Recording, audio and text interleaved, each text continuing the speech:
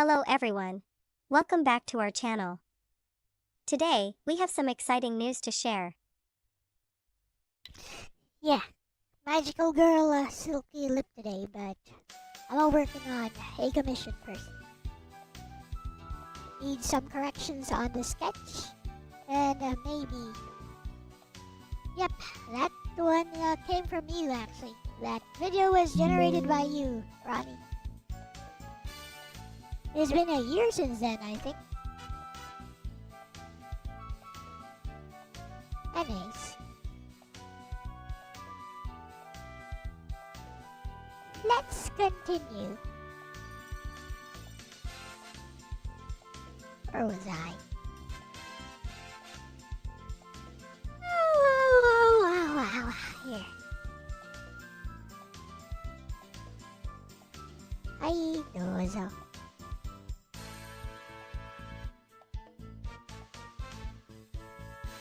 What up, Mark?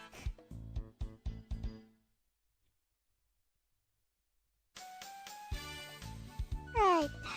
I think mid-tier had some additional instructions.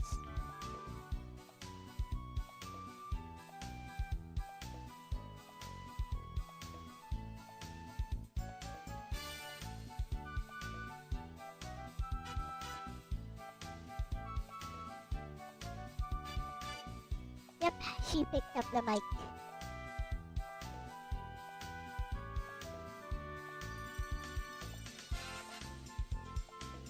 Right. See what? By the way, guys, a reminder. For the homework for this Sunday, have you done your sketch yet? I haven't done my sketch as well. I don't know, maybe I could just do the sketch this Sunday, but I should actually start with the sketch myself.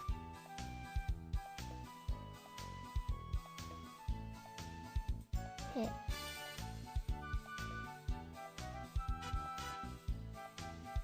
And a line on our hands to show where the thumbs are.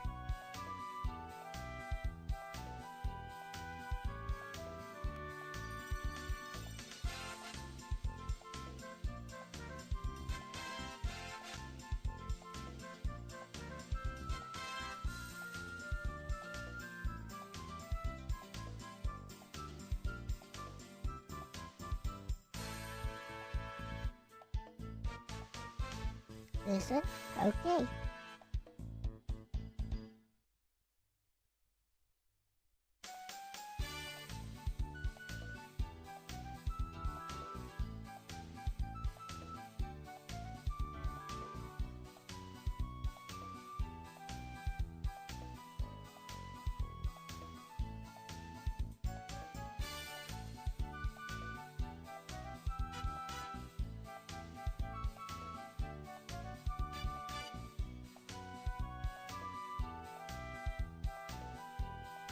Doing a show segment.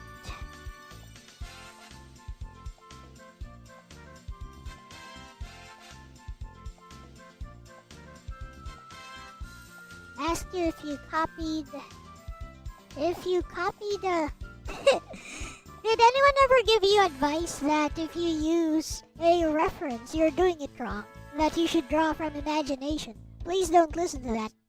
Okay?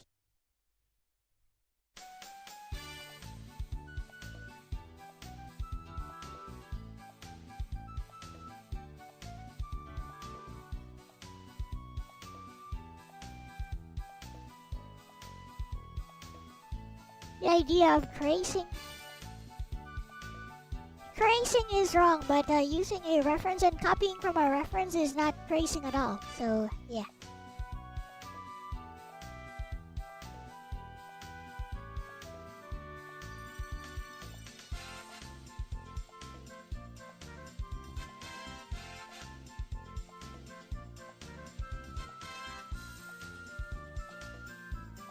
Oh yeah, tomorrow I'll be coaching a debating team on Oxford Oregon debate.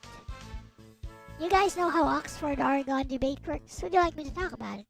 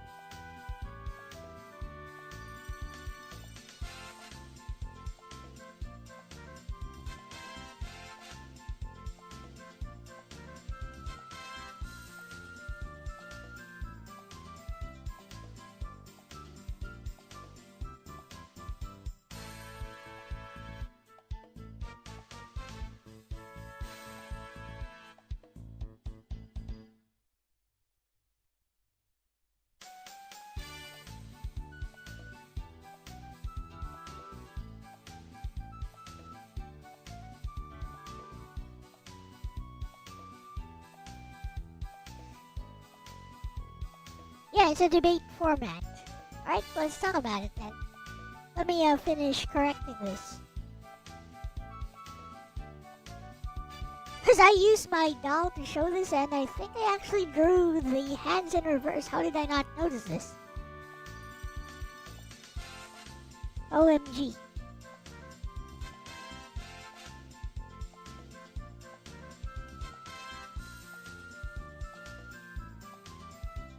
I got this.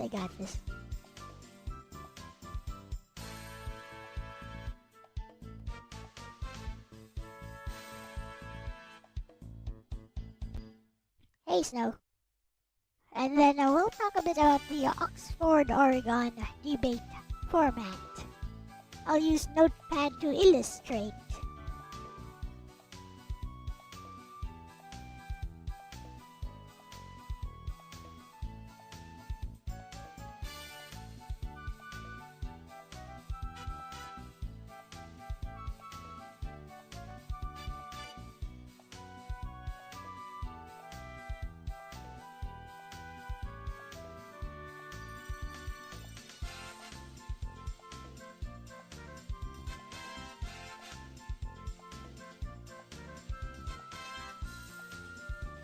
Yeah, I got this.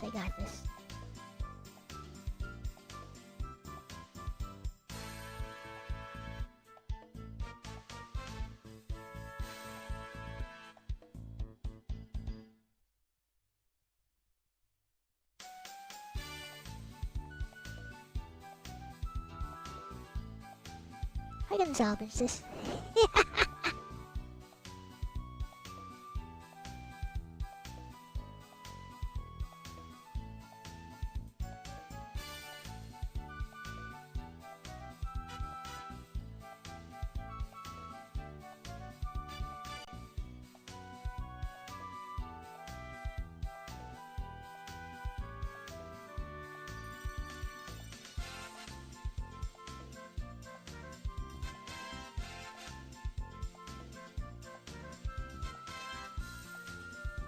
It all comes down to taking the initiative, or something.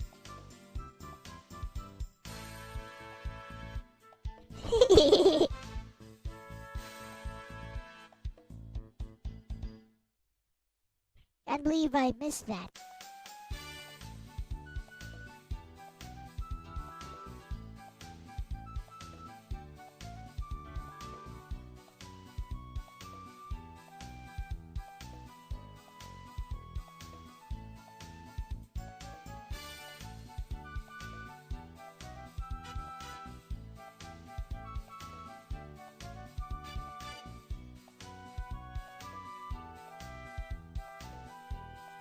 Close enough.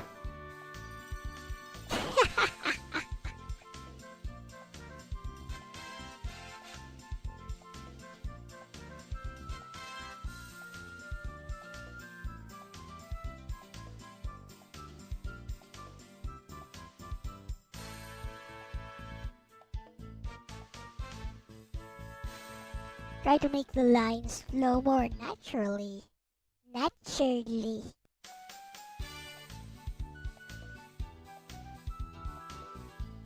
Oh, this is a different layer altogether. I am idiot.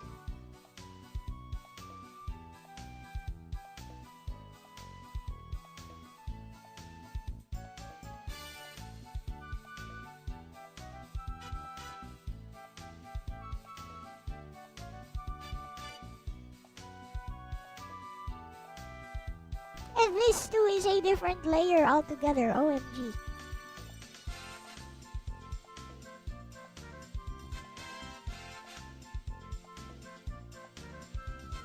Why would I do that? Anyway. I need to name all these layer groups. Like, they're all called Group 1, Group 2. Yeah.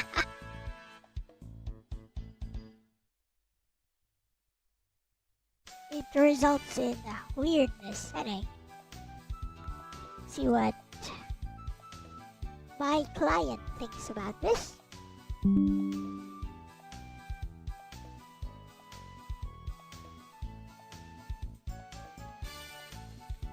If said client is lurking here.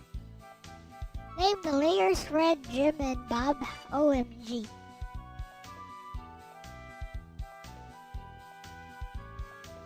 Layer grouping, you know.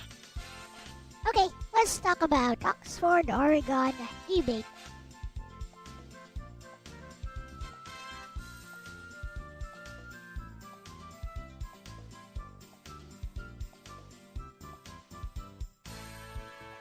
As promised, if you have any questions, please tell me.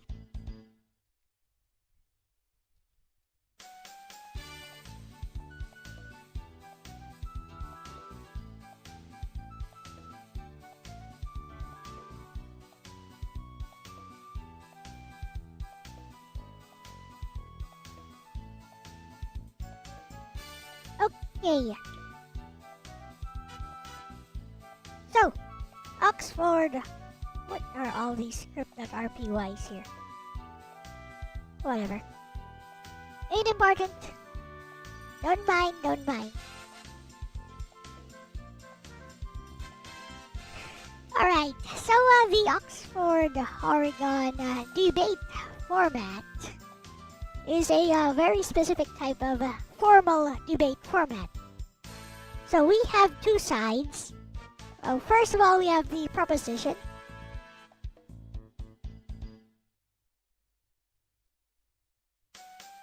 What is the main topic of the debate?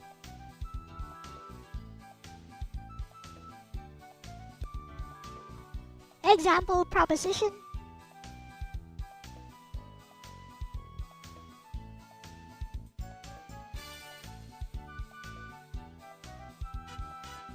Something like that.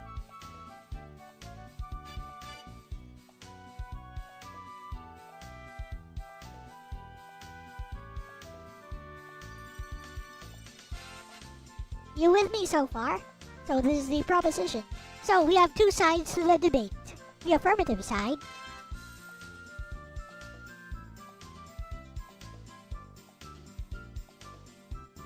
and the negative side.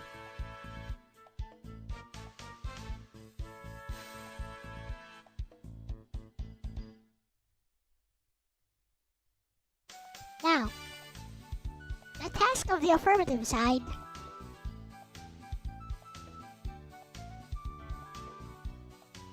is to prove the proposition. So far, it's pretty basic, right?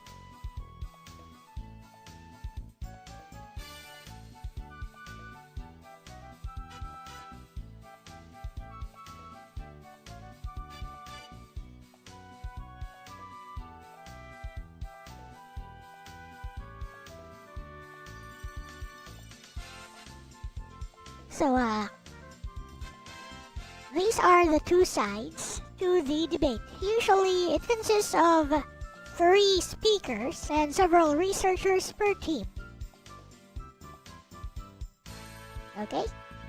So, how does the affirmative side prove the proposition? So, there are 3 parts to this. Must prove,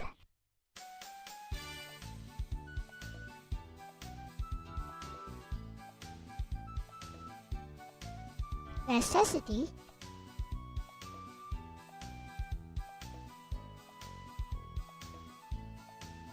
beneficiality,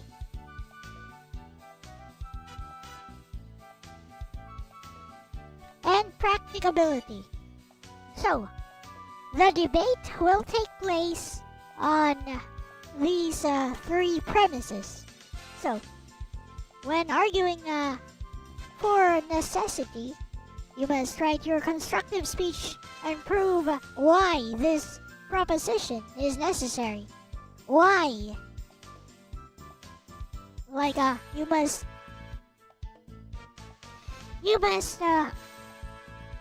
present a reason to change the status quo. You must present a reason so that you must present a compelling reason so that your proposition should be made real, basically. Should be accepted. Very simple.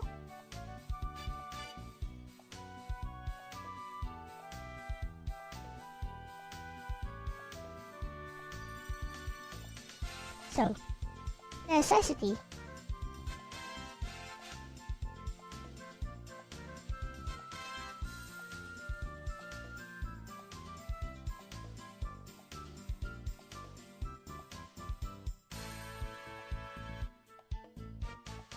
Are you with me so far? So, beneficiality. What are the benefits?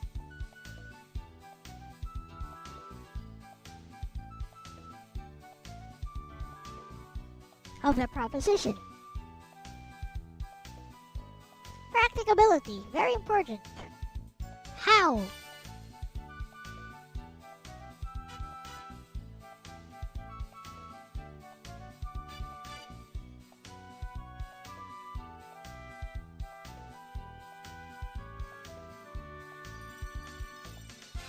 benefits are beneficial. Like, you must present evidence, of course. Like, an Oxford-Oregon debate is all about the weight of evidence. So, practicability. How will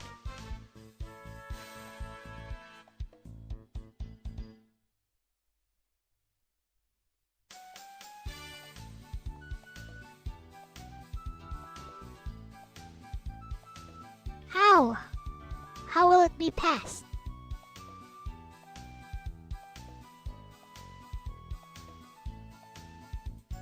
Yes, so the affirmative side must prove necessity, beneficiality, and practicability. That's the win condition.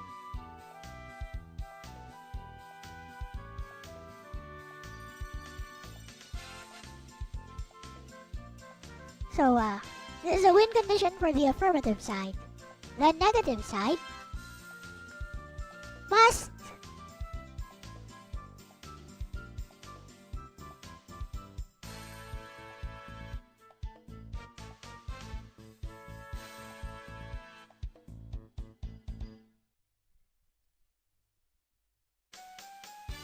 a negative can never be proved, huh?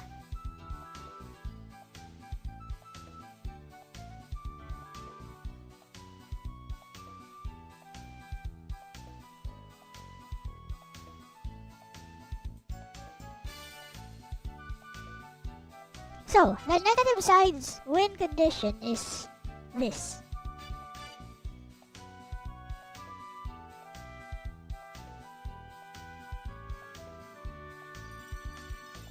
Now, class, let me ask you.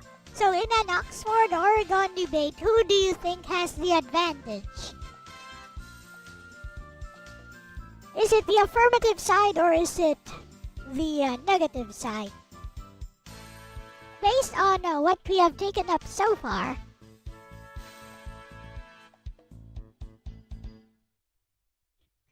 which of these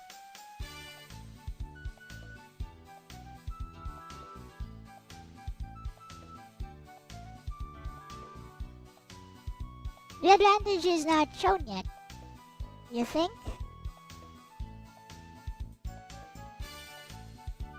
Jesus loves you? Like, who cares? Like, I'm an atheist. The fuck are you doing here? Anyways.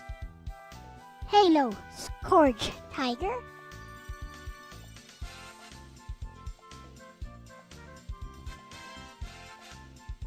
Yes, the burden of proof is indeed on the affirmative side. Very good, Ronnie.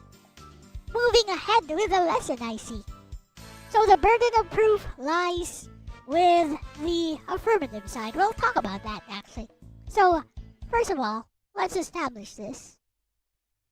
Hey, Nagato. Arigatou dayo. Let's establish this first. In an Oxford-Oregon debate, the natural advantage lies with the negative side. Yes, the negative side has the natural advantage. Here's... Whoa, win condition, win. Here is the reason. The win condition. By just destroying either necessity, beneficiality, or practicability, the negative side wins. Eh? The negative side disproves the proposition by just destroying either necessity, beneficiality, or practicability. Therefore, the natural advantage actually lies with the negative side for the Oxford-Oregon style debate. Now that is not even in question. So the Oxford-Oregon style debate is slightly tilted towards the negative side, or the attacking side. So, to make things even, here are some of the equalizers for the affirmative side. First of all, yes, the burden of proof.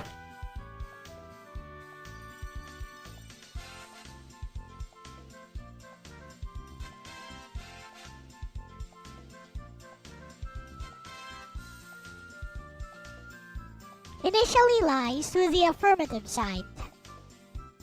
That is correct.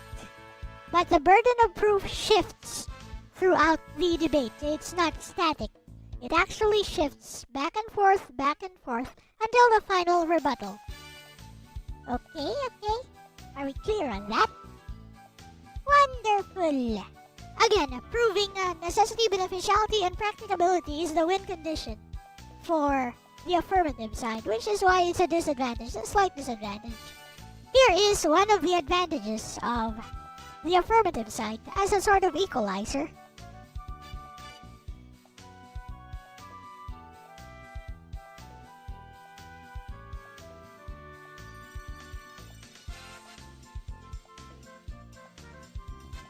Because an Oxford-Oregon debate is a formal debate, the affirmative side shall define the terms and parameters of the debate before the actual debate. So the two teams will actually meet with each other and then they will agree on the terms and parameters of the debate, which will be drafted by the affirmative side. How does this work? For example, let's say I resolve that abortion be made illegal. So, let's say one of the terms is we do not discuss the constitutionality of abortion. We assume constitutionality. So that's one of the parameters of the debate. We always assume constitutionality.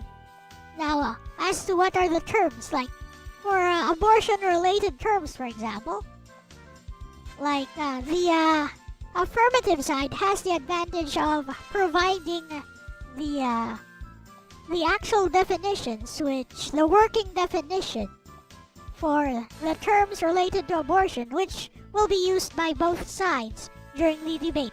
So this means the negative side cannot propose its own definitions during the course of the debate. Understood? That this is why it's an advantage granted to the affirmative side. Now then, here is the interesting part, because I know this part is kind of boring. How does an Oxford-Oregon debate work? So, here we go. So the first speaker is always for necessity, which comes from the affirmative side.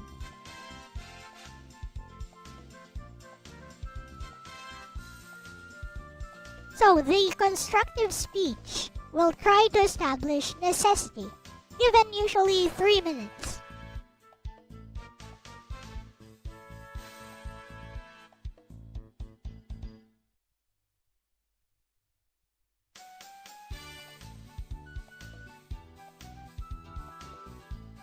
So, and here is the fun part. The negative side, so this is the first speaker.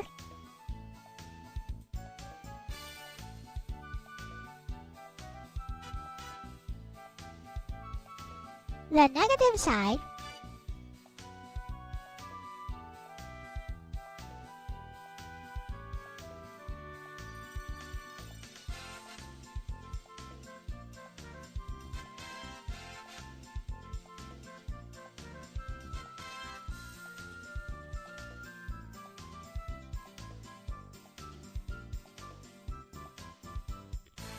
will be given 3 minutes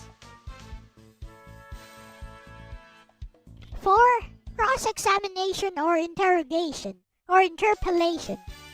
Basically, the negative side will ask questions related to the constructive speech or to the arguments put forth by the affirmative side. So,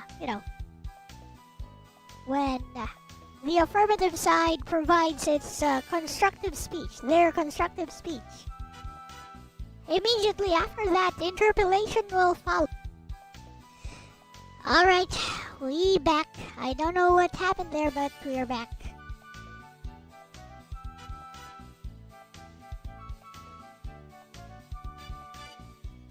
You got lucky? I never got lucky. I always resume. So here's the thing, if you're using OBS, you press the X button on top you press the X, the close button at the top right. You press it. You don't press end stream. You don't press stop streaming. You press the close button at the top, and then you run OBS immediately again. Exactly. If it prompts you, the stream will end, blah blah blah, just say yes. Just accept it. And when you turn on OBS again, you'll be able to resume it.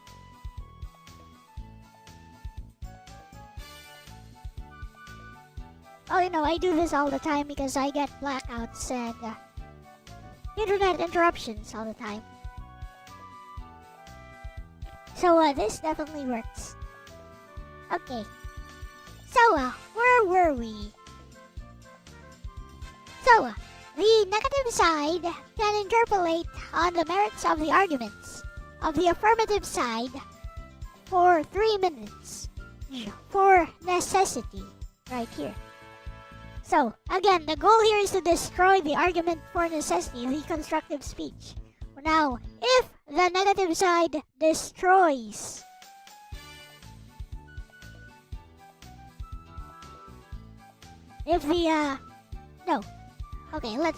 let's establish this first. So, the goal of the affirmative side in the constructive speech is to establish what is known as a prima facie case.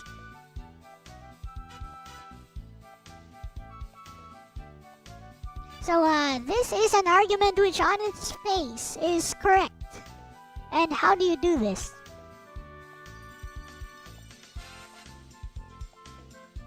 You establish it through your constructive speech.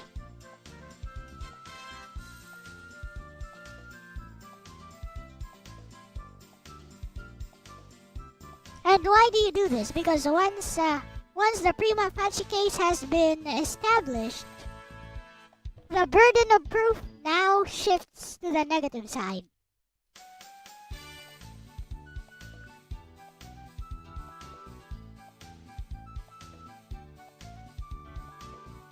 Now, the negative side must prove that your prima facie case is actually incorrect by disproving your argument. So, necessity.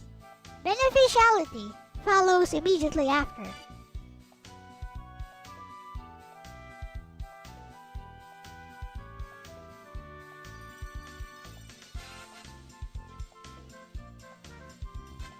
So, the second speakers for both sides will now debate on the beneficiality. Again, it starts with the affirmative side.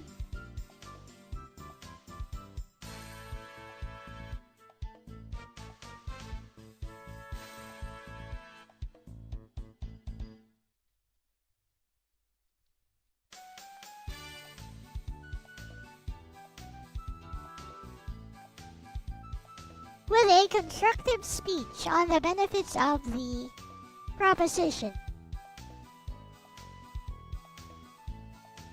I don't think anyone is listening to me anymore, but, whatever, I'll just talk to the ether.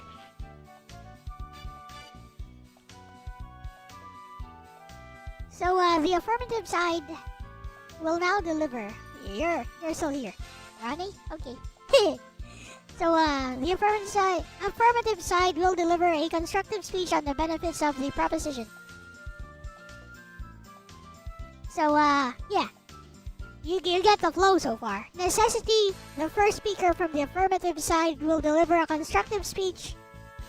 This constructive speech establishes a prima facie case, which now the negative side has to destroy during interpellation. Now, before interpellation, there's something I forgot.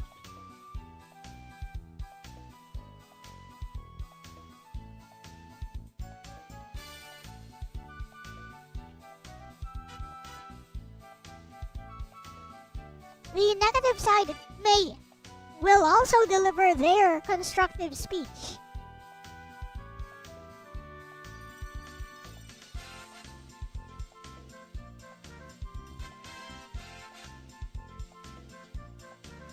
Wait a minute. That's wrong. Not before, after.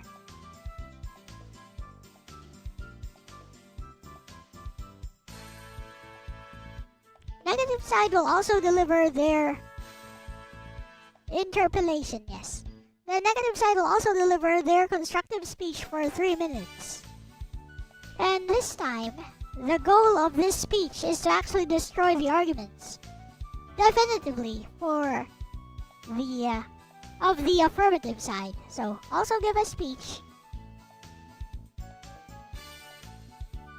And of course, to make it fair,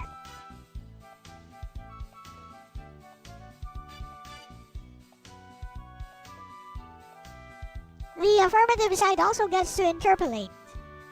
You get the flow. So affirmative side, one side delivers a speech, the other side will cross-examine about the speech. Now the other side will also deliver a speech, and the opposing side will also get to cross-examine.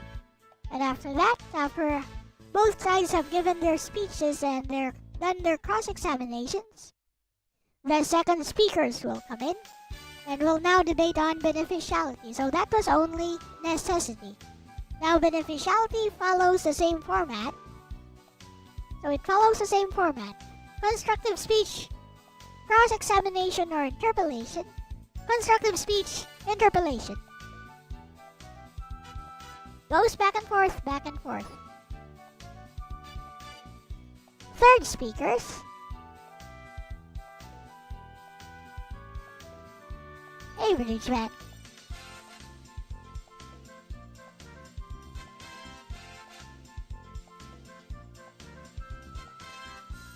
We'll now debate on practicability. Again, it follows the same format.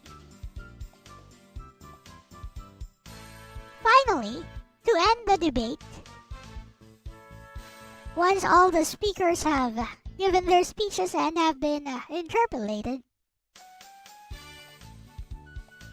we move on to the rebuttals. Now the rebuttal, we have a bit of a role reversal.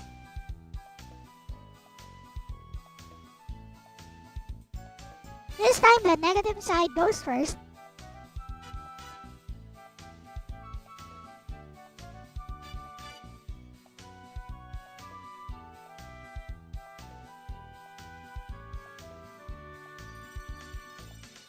And the affirmative side delivers the speech last. Now what do we do during the rebuttal? Summary of the debate. Pointing out logical fallacies.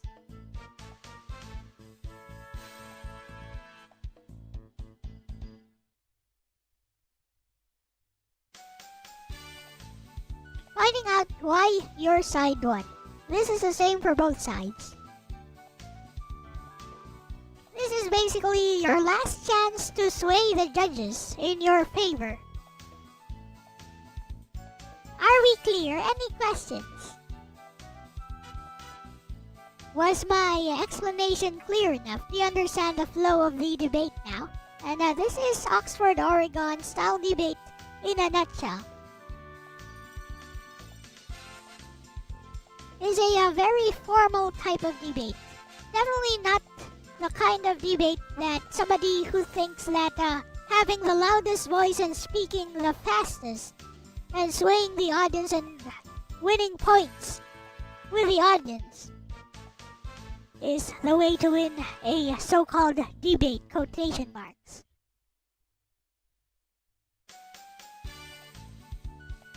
In a formal debate, the judges will judge the merits of your arguments and how you deliver them.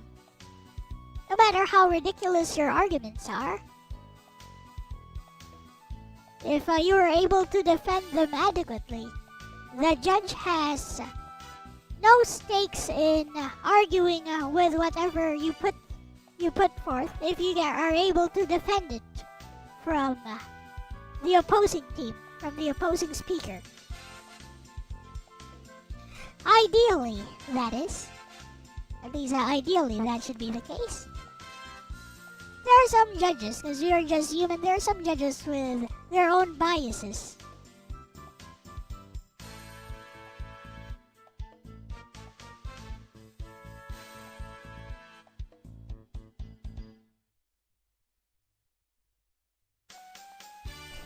questions.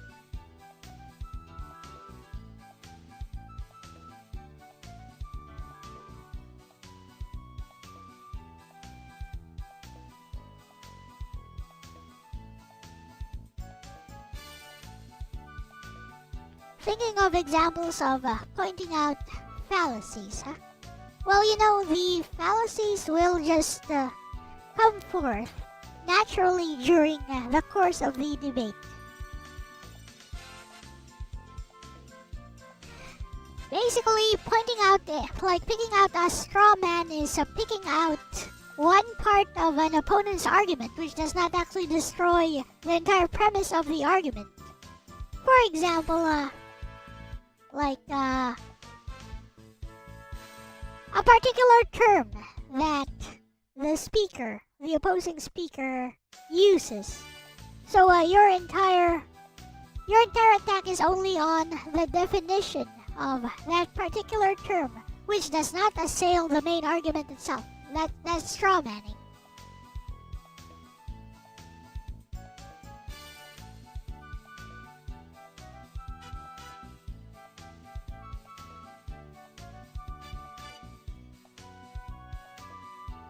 Yep. Picking out a straw man and attacking the straw man.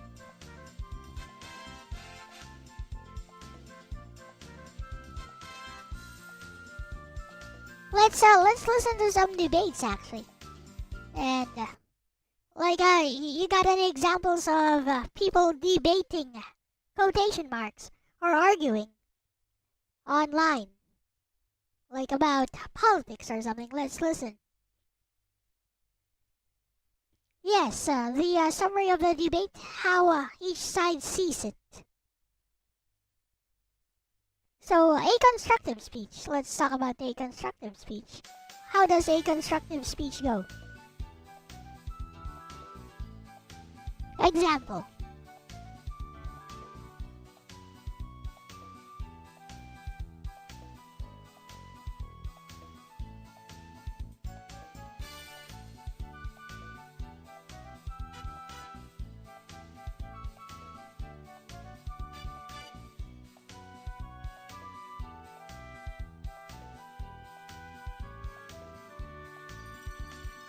Let's say the proposition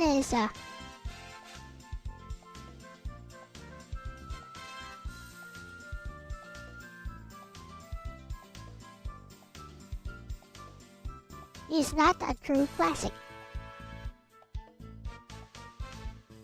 Hey, zombie. So here is a necessity constructive speech.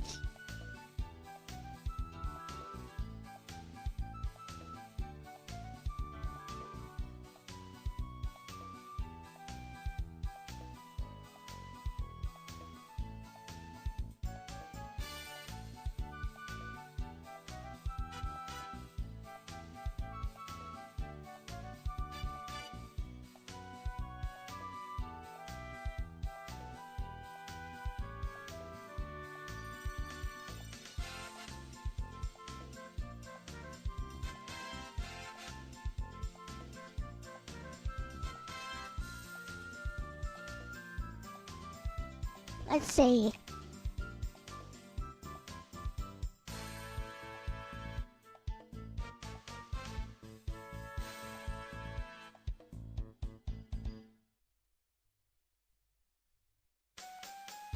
in order to distinguish the term classic from a game that is simply influential, it is necessary to clearly delineate the term from what people emotionally feel it should be. So this is my thesis statement. So, when making a constructive speech, you usually choose 2 to 3 points. So,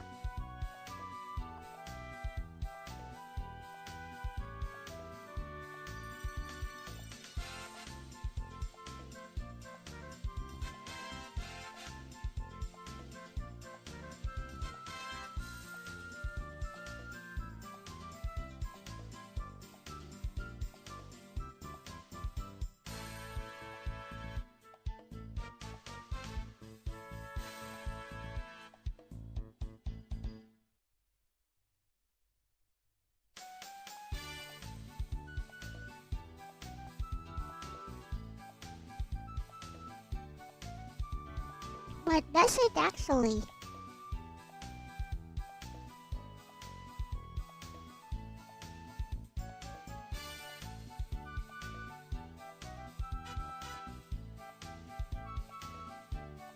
So now we establish a definition.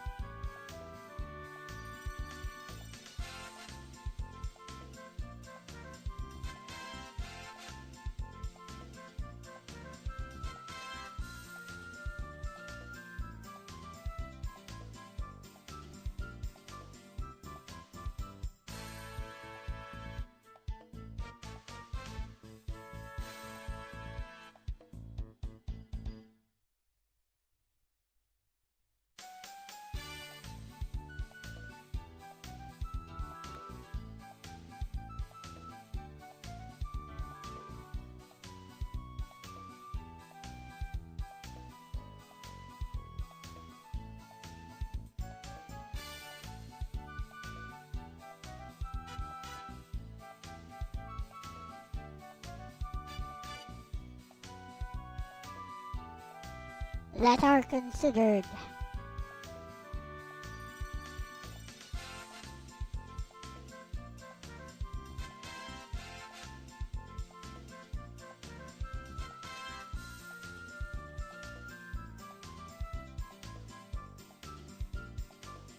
Let's just say high quality.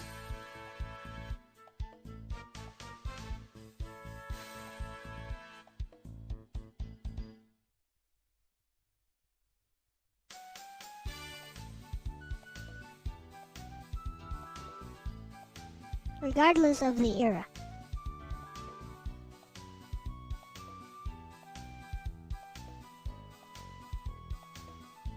There.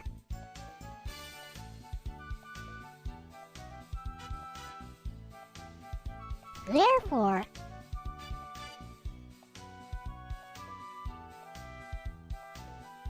we at the affirmative side firmly deny that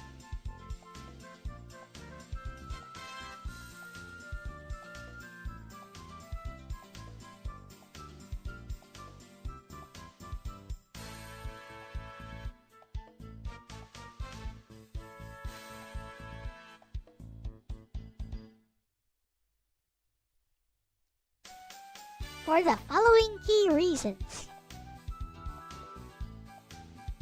Point number 1.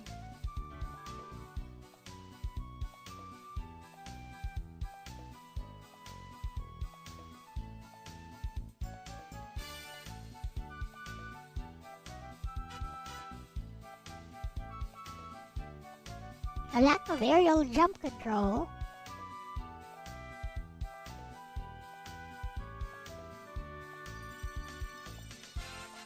The clunky whip mechanics.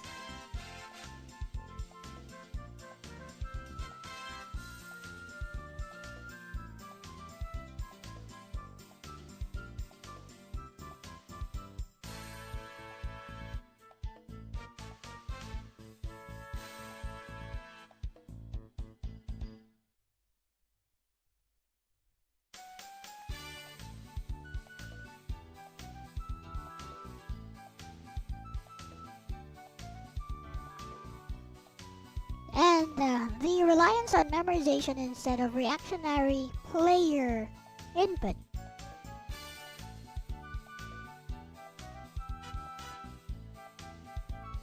Is a product of its time.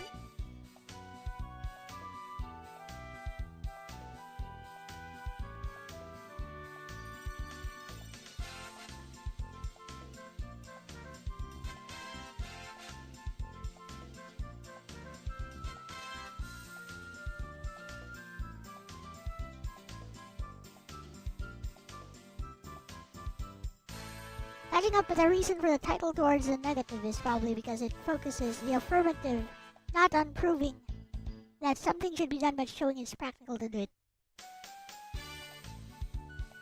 More likely to create a full proposal overcoming the inertia of the status quo. What? What you talking about? reason for the title towards a negative? Oh, tilt. You mean tilt. Yeah, correct. I got it. I gotcha. Yeah. I understand. You mean tilt.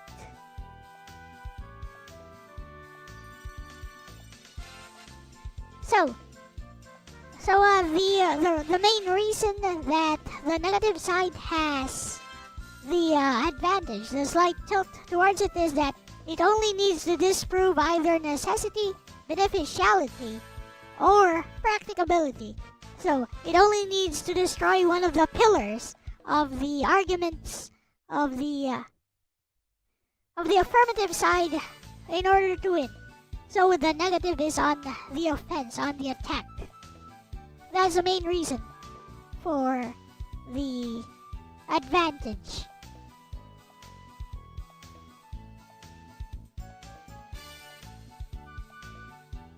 Alright, so outdated gameplay sparks time, which makes the game feel extremely primitive. Next, a modern platformer.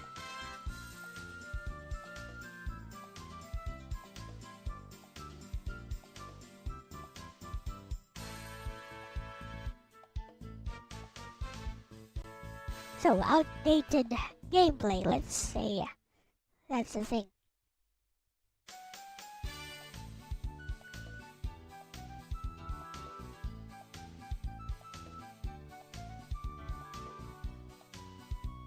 Let's say graphical fidelity, while often praised,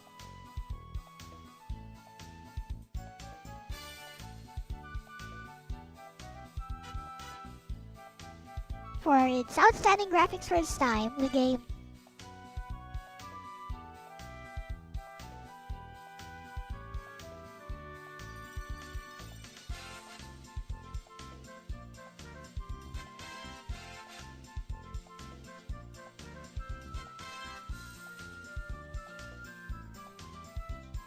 like SMB1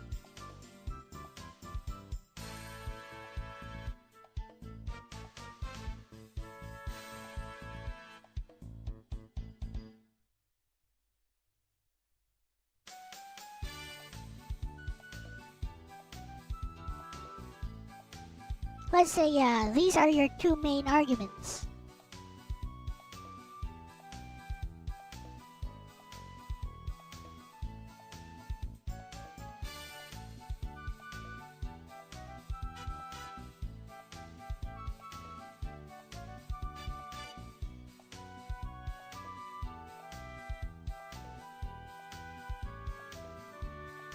And extremely limited player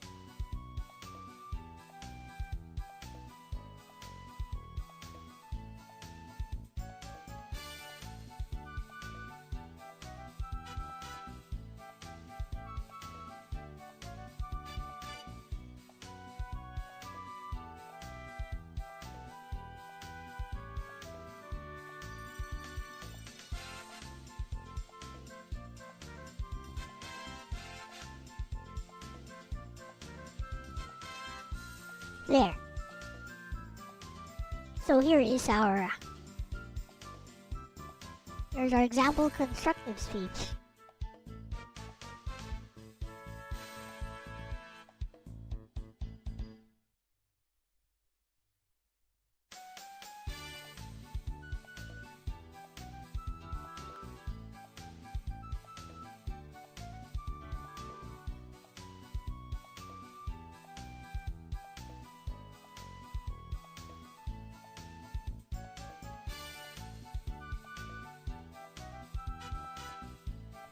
Okay.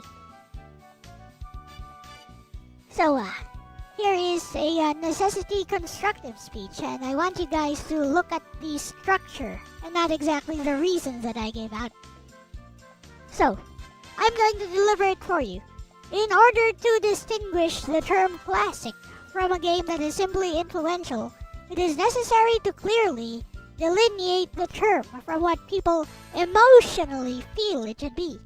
Castlevania NES has long been lauded as a classic game among fans and game reviewers alike.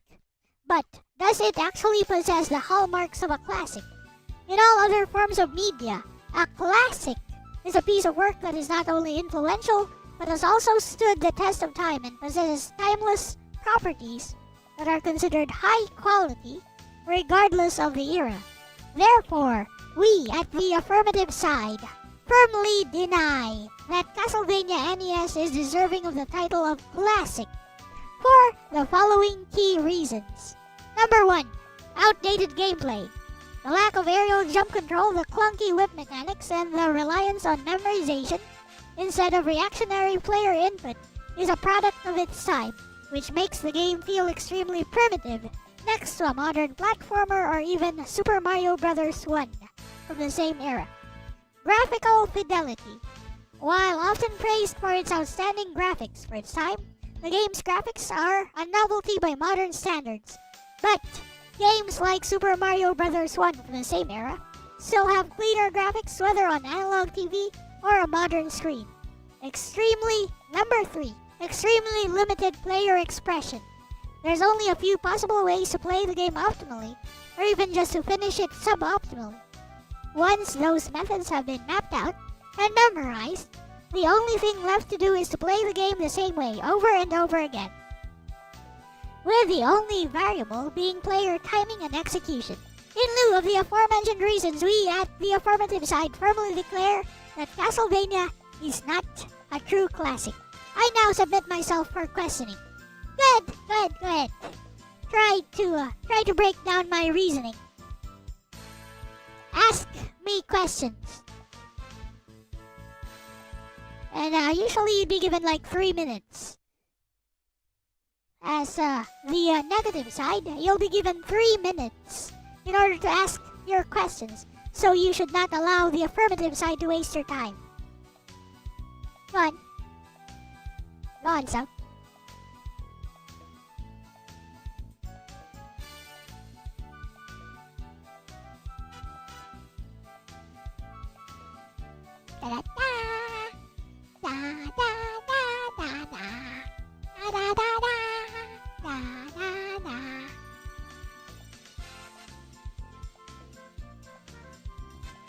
So this is my constructive speech for necessity. I want you guys to look at the structure. So I made a definition, and then I put forth three different points to support my stand that Castlevania is not a classic, and why it's necessary to classify it as not a classic. So from this constructive speech, we have established what is known as a prima facie case. That is, on its face, it looks correct, which does not mean it's absolutely correct. This is why the negative side now has a chance to disprove this by attacking it. So now the burden of proof lies with the negative side. Correct. I am at the affirmative side. And I have just established a prima facie case using this.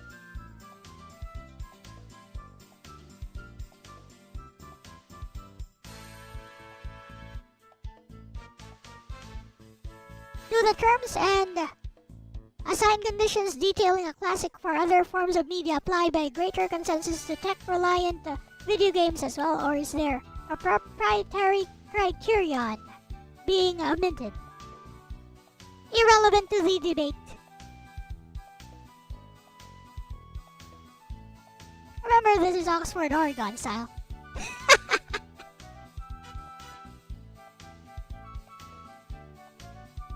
I have provided my definition of classic, and that is my advantage as the speaker for the affirmative side.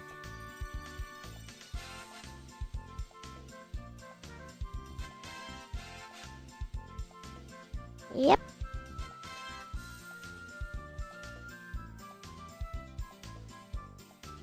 Correct. No, that would have been determined in advance. And if you feel as the negative side that the definition of terms is tilted against you, you should complain and request for a new definition.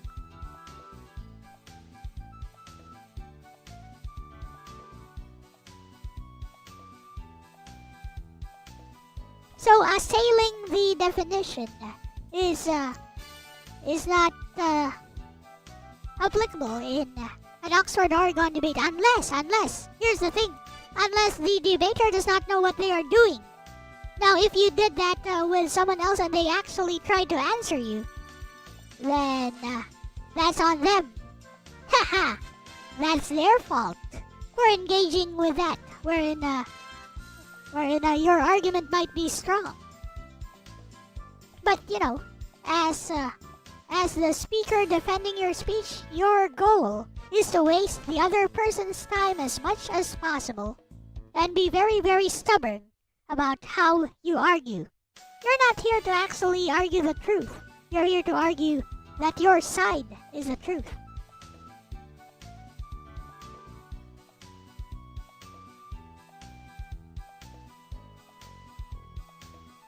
Exactly.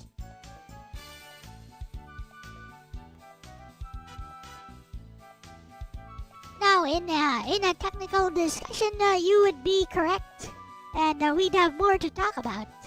But this is an example of Oxford-Oregon style debate, wherein the goal is to win.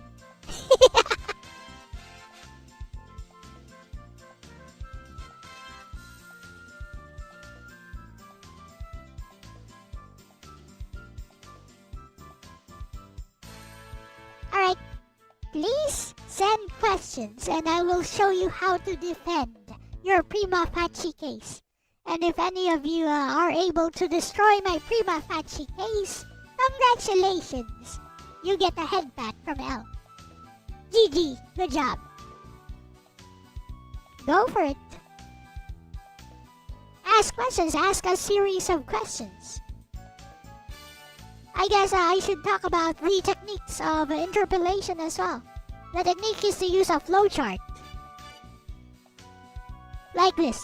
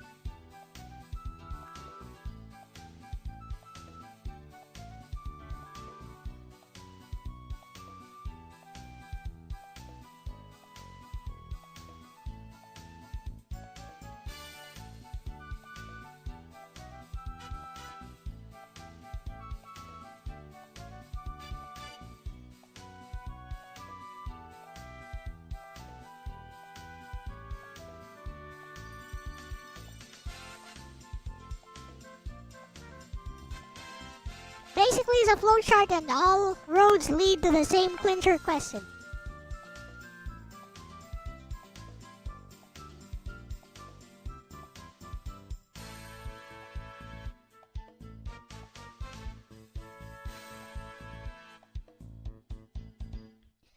Why do I feel the play mechanic is clumsy when it is so predictable? Is it actually predictable though?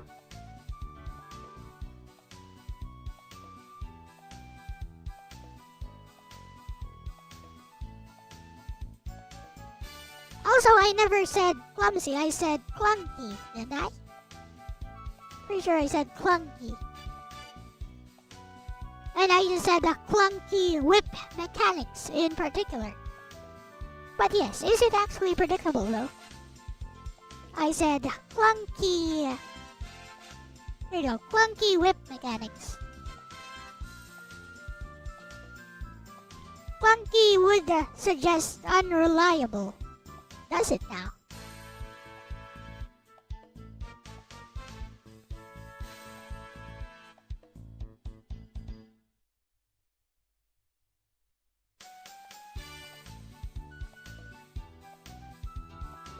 It does. So, tell me what would you say is actually reliable then? How would you define reliable?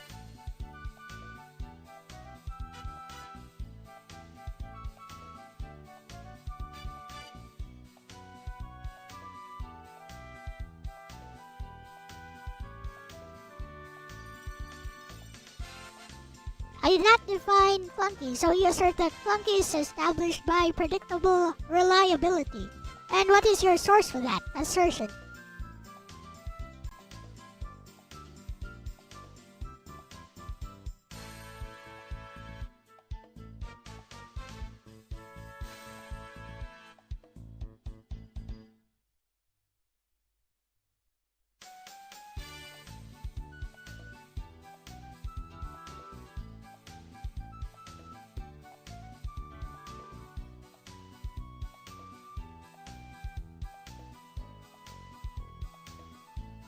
You know exactly how the game mechanics will work at all times, and I helped establish your assertion. And what's your assertion again?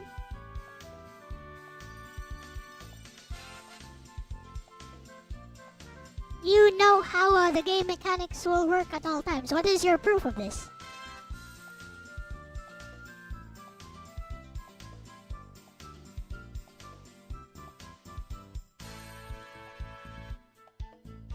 That the game control is reliable and not clunky. Okay, I will accept your definition that the game control is reliable and not clunky. The particular whip control is actually reliable and not clunky according to you, without any proof.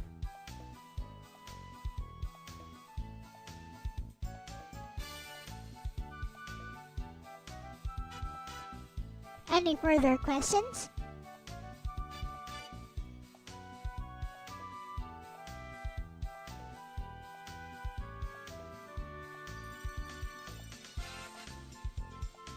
Proof is in the consistency of endless speedruns documented on YouTube. So it proves that the controls are not clunky, you say? Or the particular whip controls are not clunky. I think that's a broad sweeping generalization, isn't it?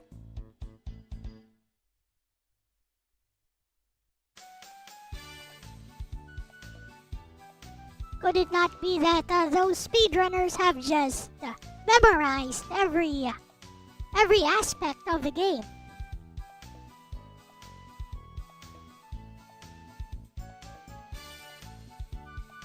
Clunky is a broad, dismissive generalization. Perhaps.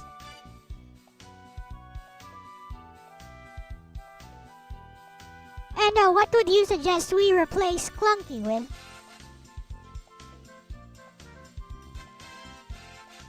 This can only be done if the game has reliable, predictable performance. Thus, not clunky.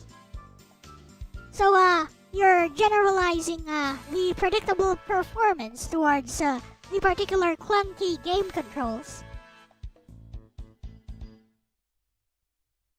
Limited by design choices.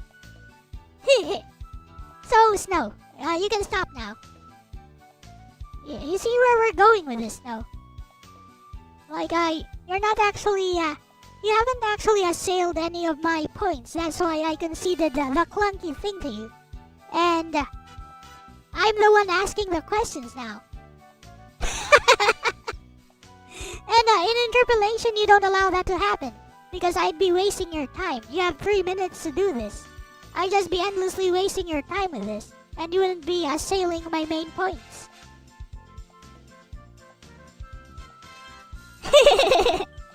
You got me on the defense. Well, yes, that's what you do when you're the affirmative side and you're being interpolated. You defend.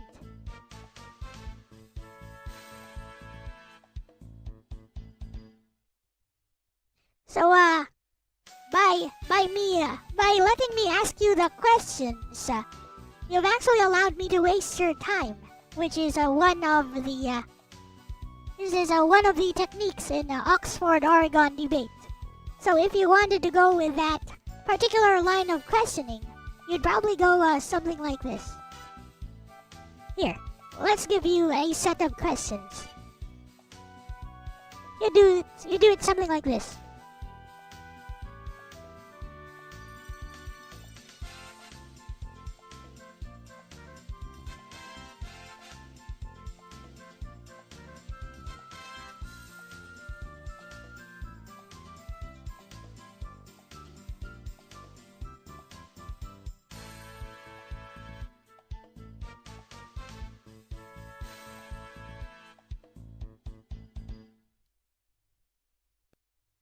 Like this. So, there's only one correct answer, which is yes.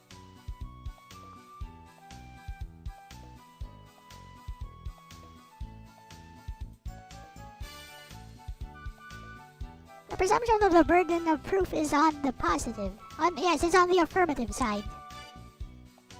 The presumption of the burden of proof is actually on the negative side at this point.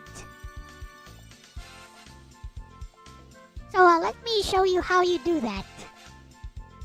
If you want to win that particular point in an Oxford Oregon debate, you don't concede your time to ask the question. You don't define anything. So you never define anything for the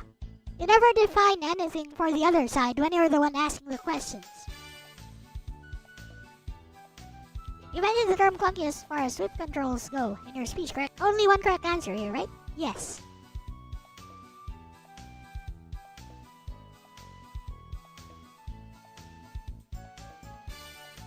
Can you define clunky? After definition.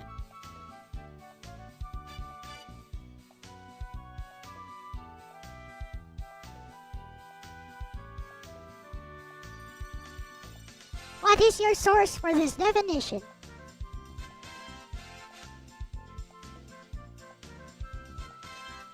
Remember to be rude and insistent on simple answers. This is not about finding out the truth, as I said. This is about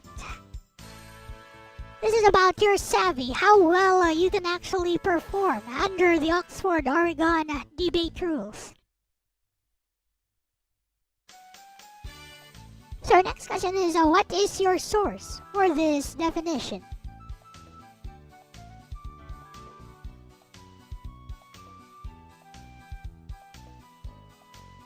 Correct. That's correct, Snow. It's overcoming the presumption brought forth by the prima facie case. So what is your source for this definition? Next would be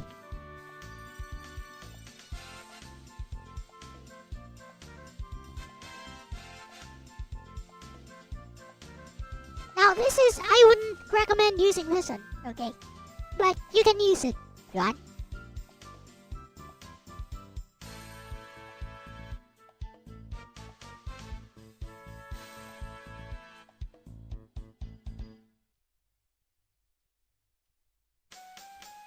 So here's the thing. Are you aware of the countless speedruns and no death runs of the game accumulated through the decades? This would be your question. So,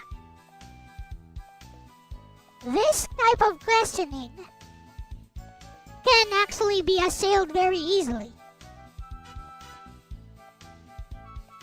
So the other side would actually ask, okay, so your evidence are the speedruns. It's anecdotal. Do you have any studies proving the correlation between the game not being clunky, the controls are not being clunky, and reliability and whatever, and these speedruns? Do you have any proof?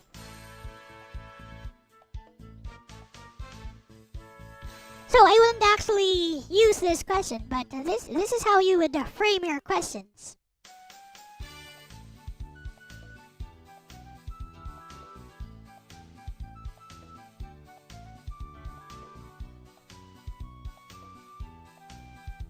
When I ask for proof, you provide the proof and immediately move on to the next question. You provide the proof. Or you could try to be savvy about it. Actually, the burden of proof is on you, on the affirmative side. Now, please answer my next question. if they let you get away with that.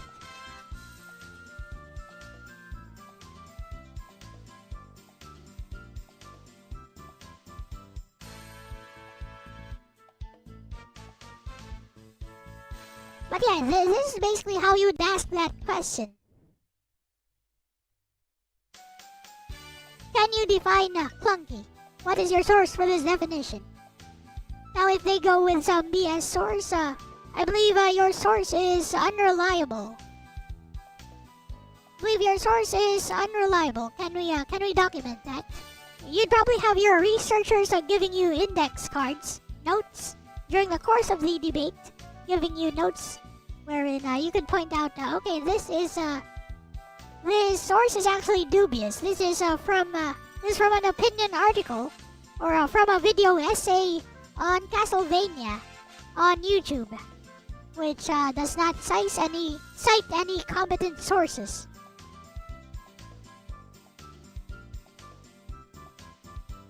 And next question would be, are you aware of the countless speedruns and no death runs of the game accumulated? There must be a better way to frame this.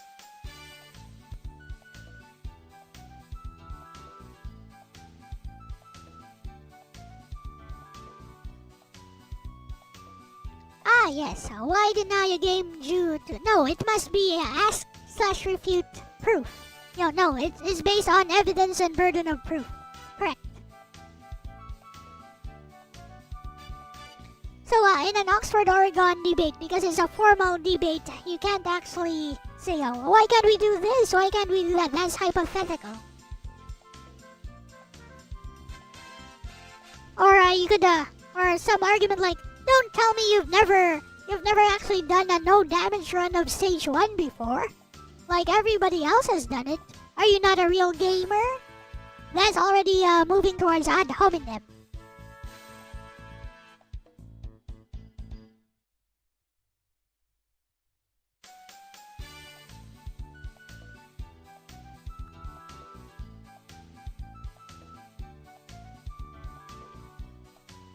But yeah, basically emotional arguments can't truly be used.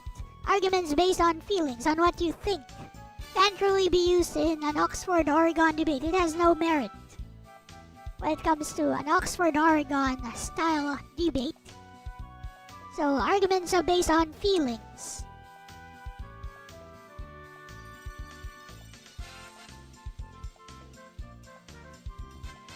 Ah, yes. You would question my inclusion in research. Has my research not shown a better way to define my clumsily chosen words? Okay, note that down, please, judges. And moderator, please note that down. Ad hominem attack. Thank you so much.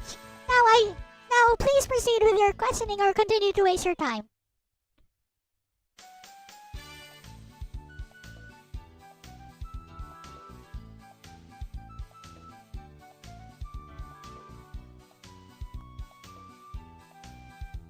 If they create an assumption, how do you challenge the assumption?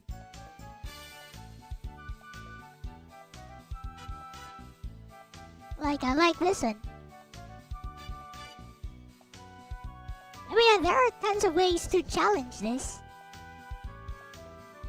So outdated gameplay, lack of aerial jump control, clunky whip mechanics. So perhaps you could go towards intentional game design.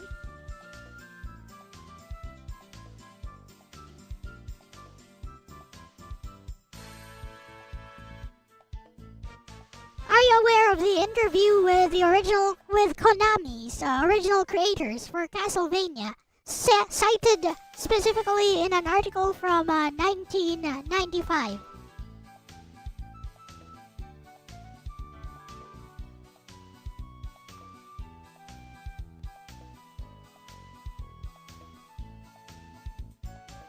Well, if you're going to go with that kind of reasonings, no, I just go, yes, please continue talking about clumsily chosen words and everything else. Yes, please continue. Meanwhile, my points still stand.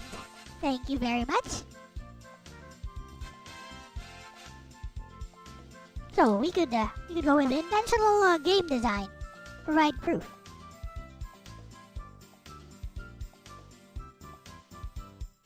Yep, the more somebody moves towards that kind of reasoning, you can just keep engaging them with that. As the one defending your constructive speech, you can just keep engaging that without actually conceding any of your points.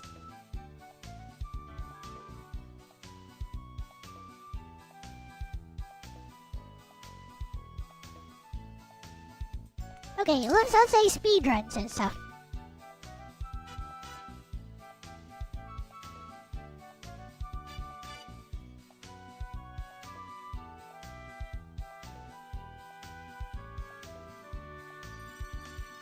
Like this.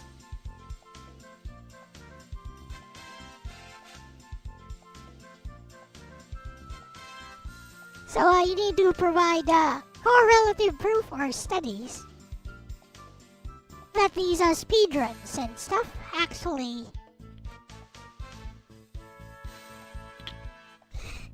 show that the controls are reliable. You can't just say there's lots of speedruns, there's lots of documented like no death run, so it proves that it doesn't prove a thing actually.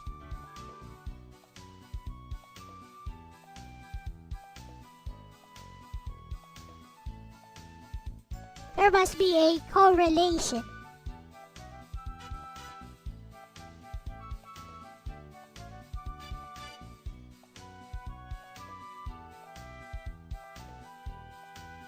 So all it proves is that a lot of people did a lot of speedruns and a lot of no-death runs for the game. It doesn't actually prove reliability of the controls.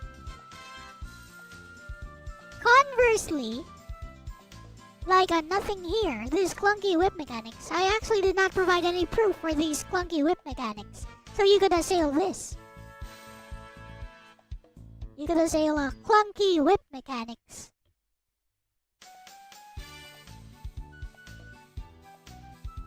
Again, define clunky. What do you mean by clunky? What's your source for the word clunky? Hey, crack dealer.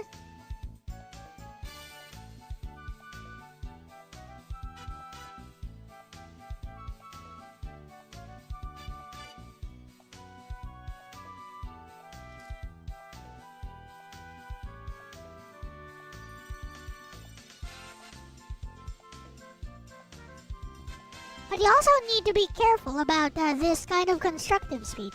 So one thing about this kind of constructive speech is that it all depends on the research actually.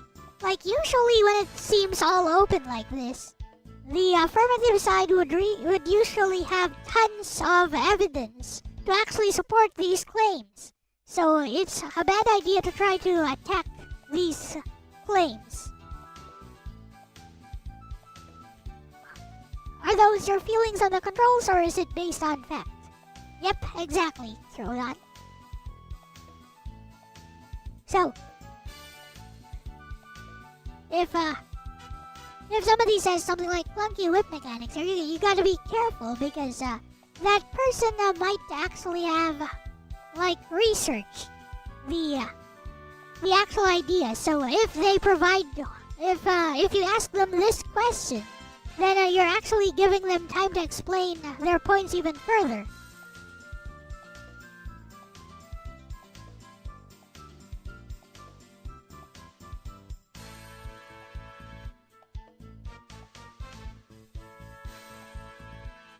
Yep, something like that, so.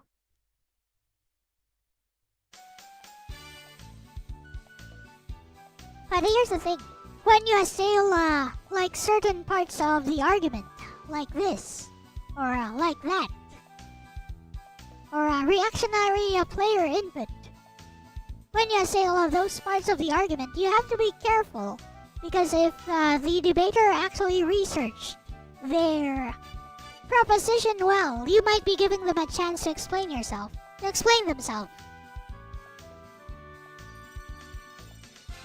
The idea is to corner the debater into your questions. Again, we go back to this here. Ideally, you would ask these types of questions, wherein there is no escape from the final clincher.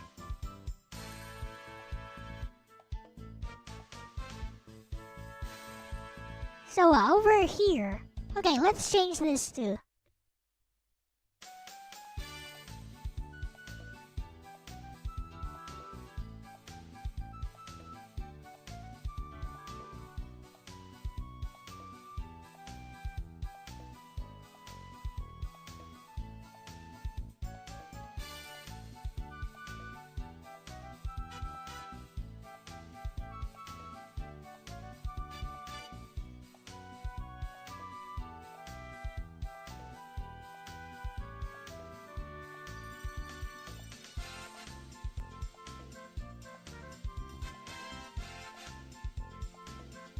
like this. Exactly, but you do need to do your research beforehand. So you need to do something like this. Charlie Kirk was not good at this. Charlie Kirk did not do this kind of debate. Destiny does not do this kind of debate. None of those guys who do what they call debates are not doing, none of those guys are any good at this type of debate. Wherein, they can't talk over the other guy. When they can't talk over the other guy, when everyone is given a fair chance to be heard, none of those internet debaters are any good.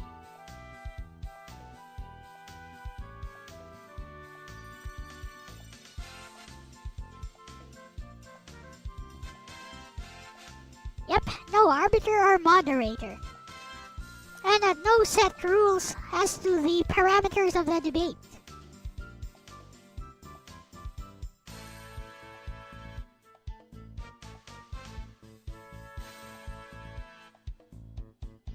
Yeah, exactly. Ben Shapiro just talks super fast so that you'll think he's smart.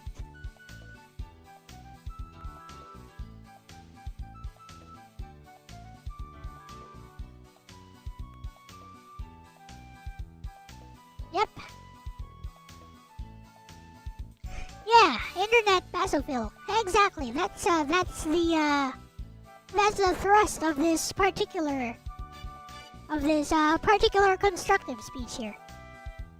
But if you want to assail that, then you need to construct a set of questions.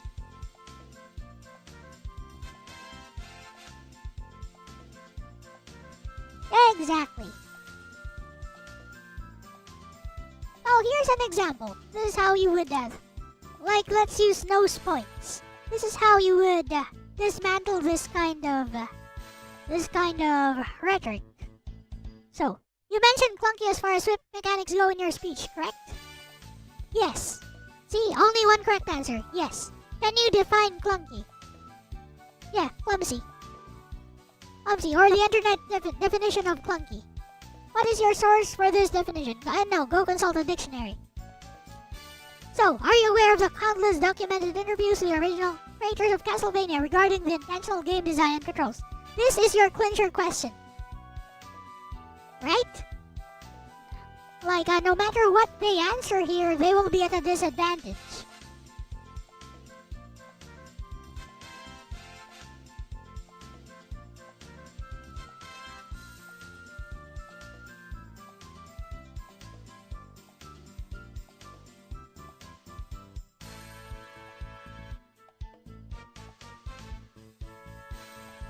Yeah, you might say that, but you don't say that to the, you don't say that to the person you're interrogating. You do that in the form of a question, for example.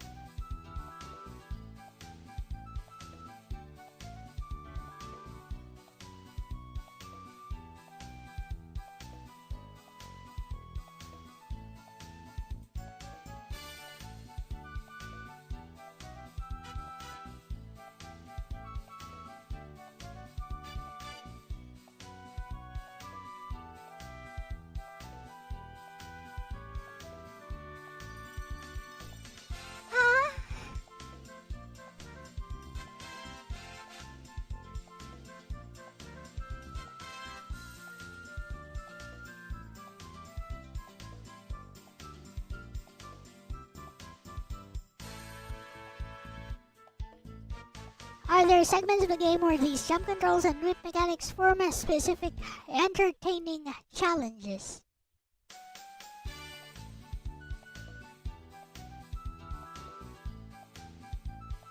Are there segments, if you asked me that question and I was defending this, are there segments of the game where these jump controls and whip mechanics form specific entertaining challenges? No. So how do you assail that now? What if I say no?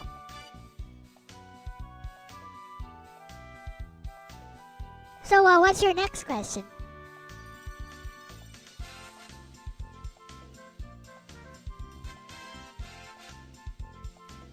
Okay, let's try this out.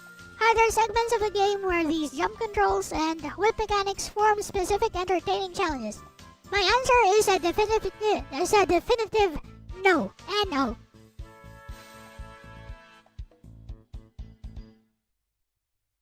So I would say that's not a good question to ask because the speaker can just say no. But yes, if I were to say no, how would you proceed? That's why you make a flow chart. In your questioning style, you make a flow chart.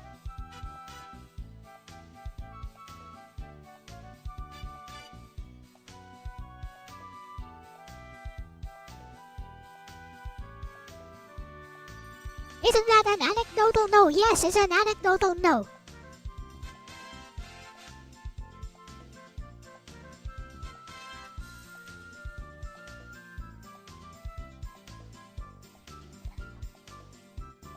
Okay, there are two ways to answer this. I could answer this as a player or as a debater. As a player, I would answer, there is no challenge, you walk forward. The Medusa heads will never hit you.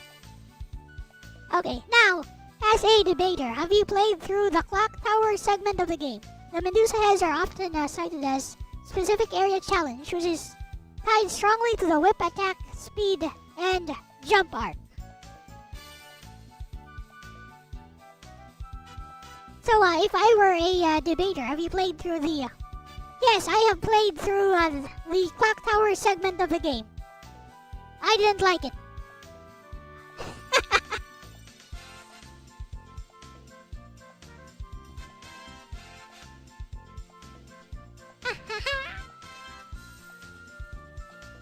So here's the problem with that line of questioning. You're trying to change my mind about this.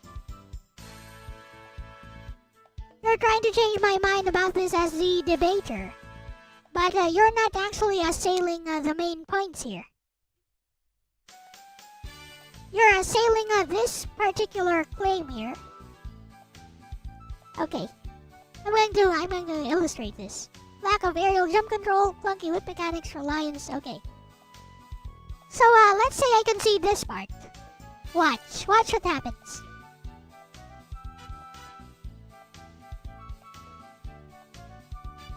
See, this entire point still stands.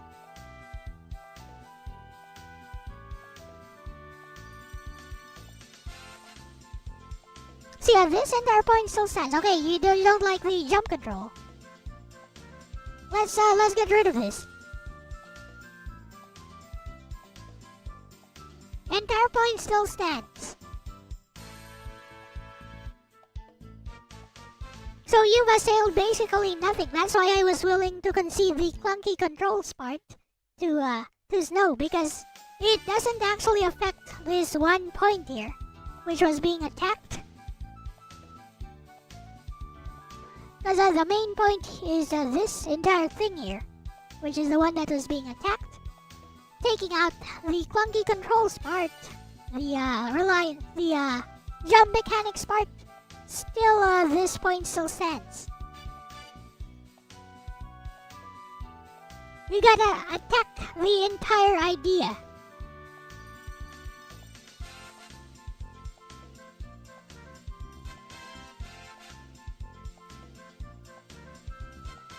Do you know about the extremely popular games they like jumping that feature even more limited and unpredictable controls and reliance on memorization? Yes, niche indie games, which are meant to annoy the player.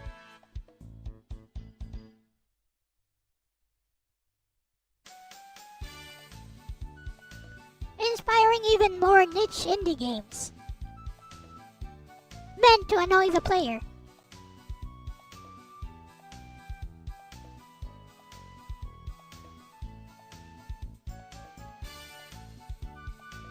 But yeah, you guys get how Oxford, Oregon style debate works now.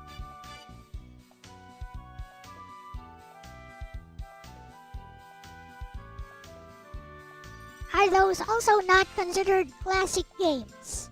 Which ones?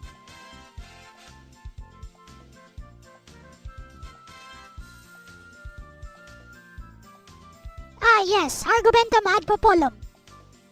Argument based on sheer numbers.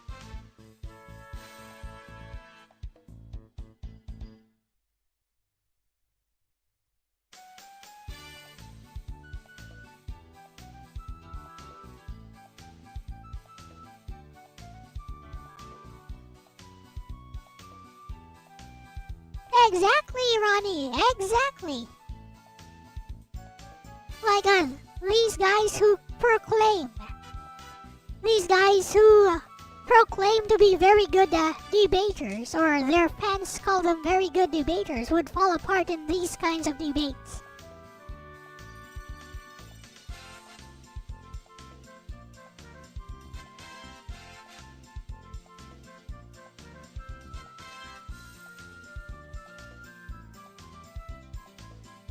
Yeah, this is Oxford, Oregon style debate in a nutshell. Did you guys enjoy this segment? I'll be coaching a debating team, specifically on Oxford, Oregon style debate tomorrow. So I thought I'd show you guys how it works here as well. So with finality, we got the rebuttals here. In person, yes, in person.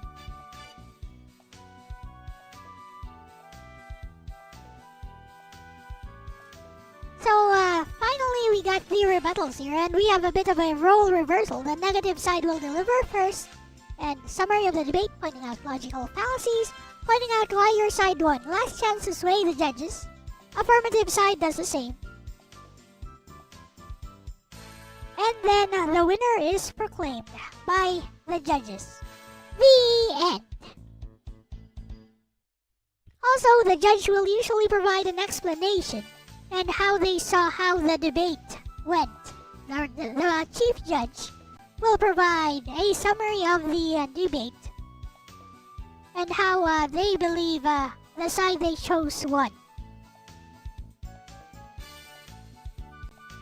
I mean, if it can be done live with an actual moderator, I think it would elevate how debate in public forums, like over on the internet, over streaming platforms. It would actually elevate how debate is done.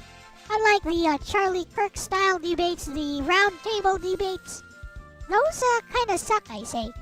There's not enough structure.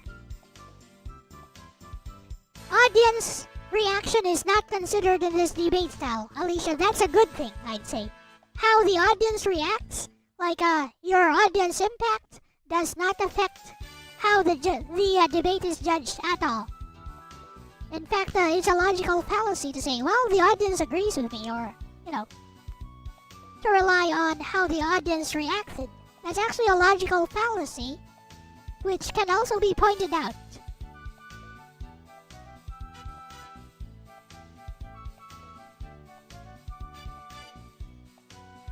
So yeah, it's also important to have a good moderator who has a firm understanding of the rules of the debate. Because the moderator can actually be called upon.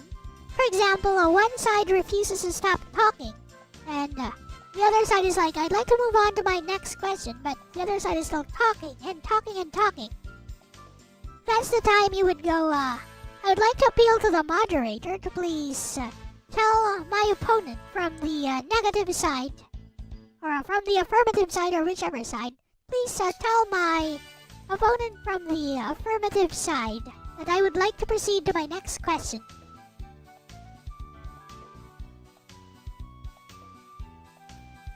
Or for example, it's a yes or no question.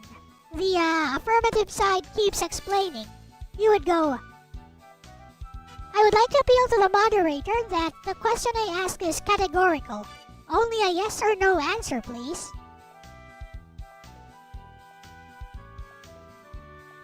Yep.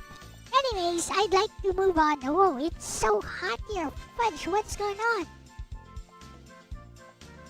Yeah, I need to turn up my AC. Right back, and I will be playing. What I play? Oh. La la. I hope you guys enjoyed this primer on debate. Oxford, Oregon style.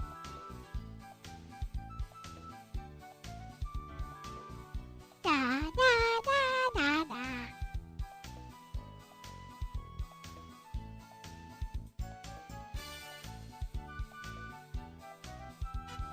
Yeah, if you like to check the flow of the debate and how I explained it, please feel free to ask your local AI. I'm pretty sure my knowledge on the subject matter is fairly accurate.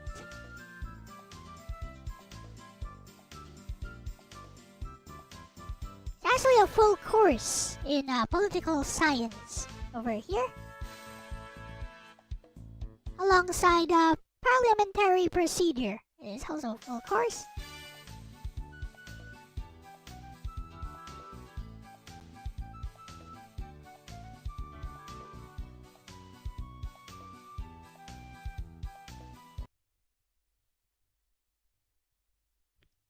There we go. So hot here. Don't know why. Is my AC not working? La la lipo. Sega.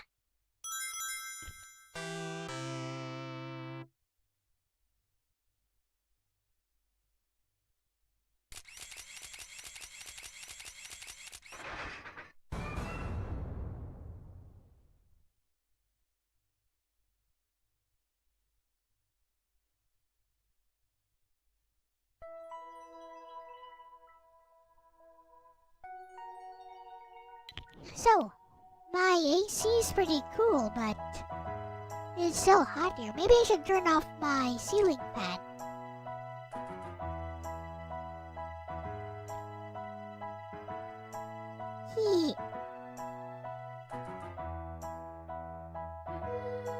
Well, they won't be competing yet. I still have to. So basically, they're total noobs. So I have to give a primer on debate first, and then prepare them for like a few weeks or so.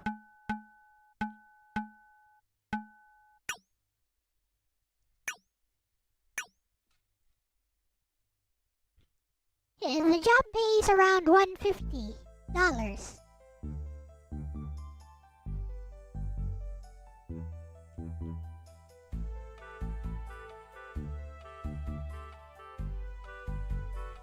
I could tell you guys about the time the side I coached lost, which was super frustrating.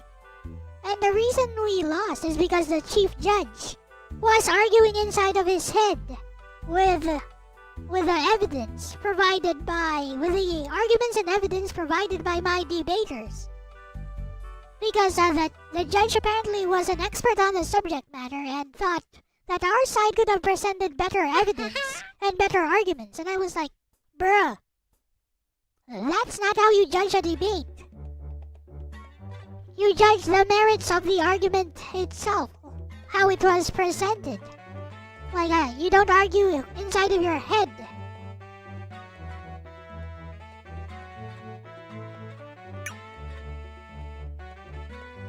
Exactly. You judge the stuff and how it is presented. Like, one side could provide the stupidest arguments. If they're able to defend it, they win. That's how it works. If one side can prove that the moon is made of green cheese, then they win.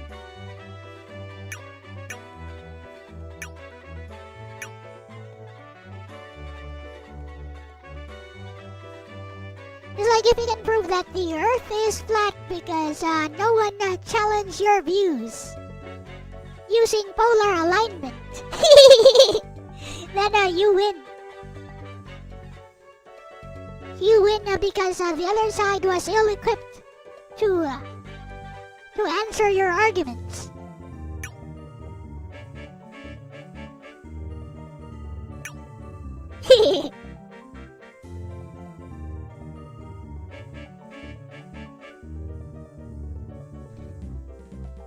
So what happened there in that debate was that the negative side was supposed to attack our arguments, but their main argument was basically not attacking our argument. Their main argument was a counter-proposal. They're like, your proposal is good, but ours is better.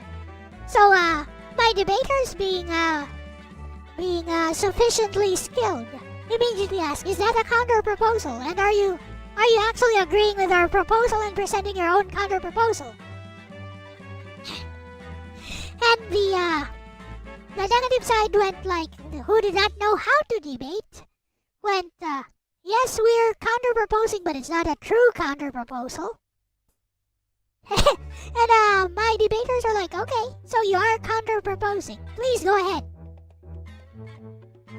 So, every time we presented our proposal, our proposition, the negative side went, yes, that's a good proposition, but ours is better. Here, this is what we would do.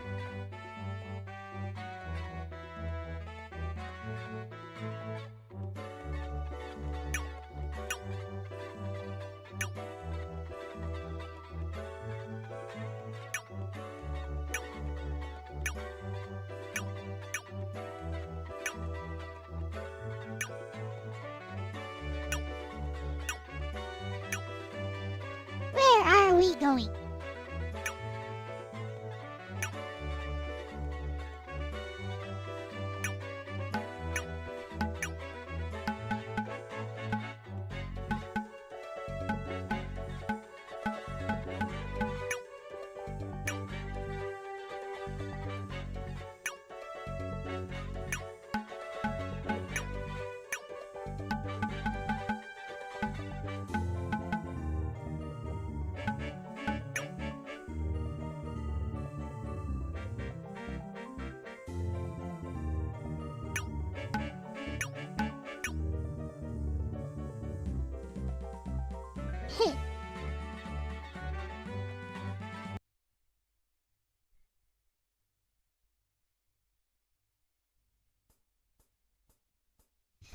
Majority of the globe ballers might not be able to ball Earth, oh no, to critically explain their position.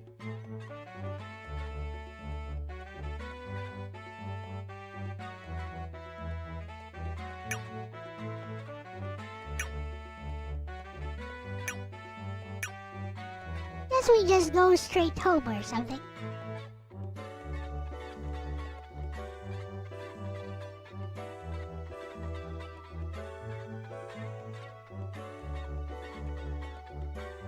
I feel like the majority of this game is spent just trying to figure out where to go.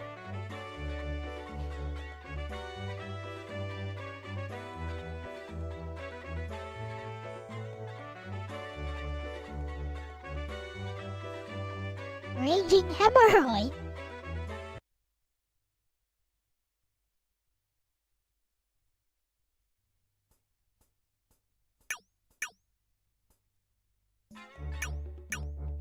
Dada!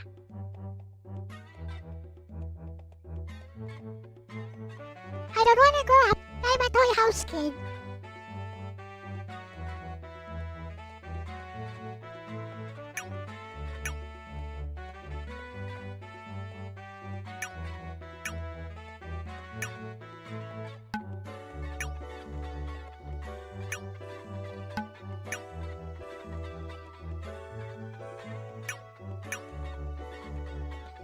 Road leading up from ours.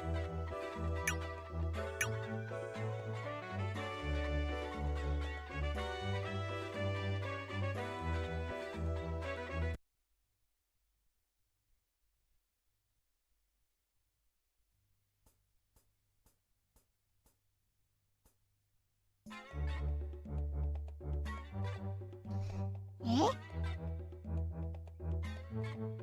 Did I go too far? Kusuri! Kusuri. Yes, I went too far.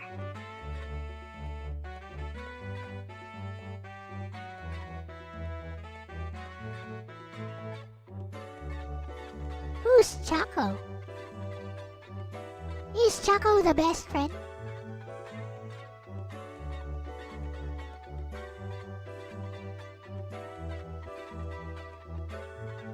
Besto friendo.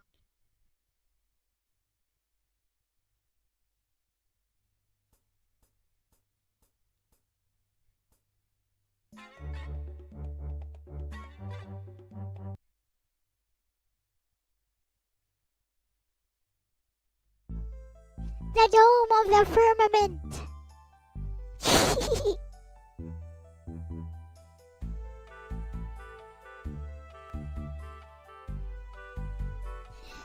OMG, I hate the circle pad.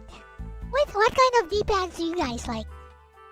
My favorite type of D-pad is the Sony PlayStation D-pad because it's broken up into segments, which makes it ideal for like fighting games and Tetris.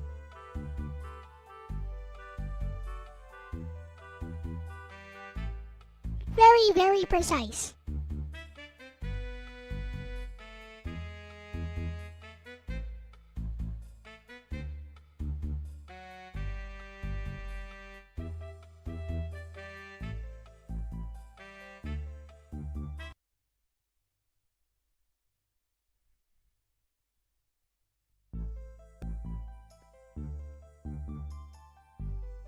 So Logan prefers the circular pad, which, or is it a cross pad? I think it's a cross pad. Yeah, exactly. So I end up pressing up all the time or, registering ghost diagonals, which in Tetris that would mean instant hard drop. Or in fighting games like Tekken, that's the difference between a full juggle and a dropped combo.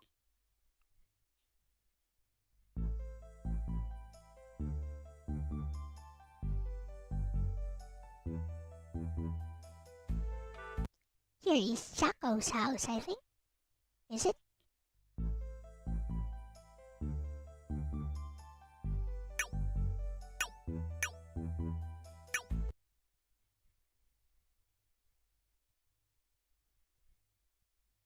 La Lollipop. うちのパパ、盲腸で入院しちゃったの。急にね。 Wait a で minute. ね、Don't I already have a state for this?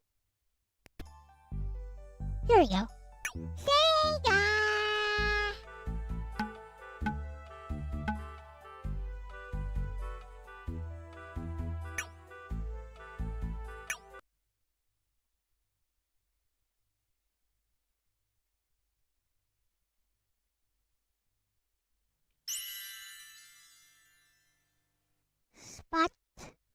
Spot the hotties.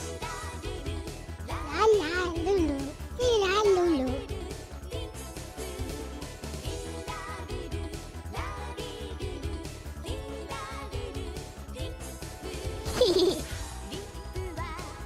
Sega!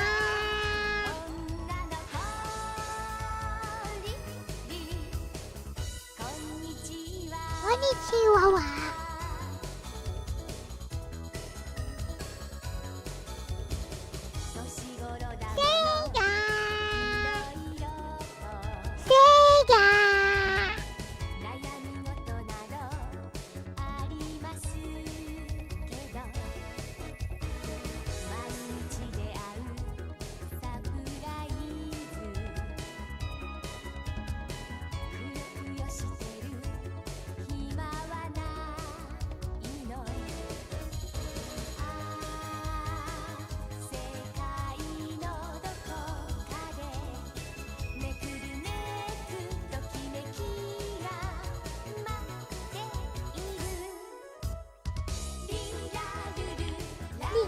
Lulu.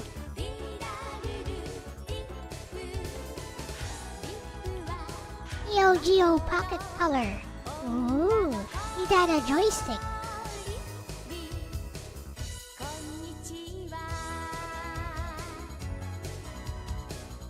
Well, I had an arcade pad with like a square gate. It's broken now, so now I have an octagonal gate pad.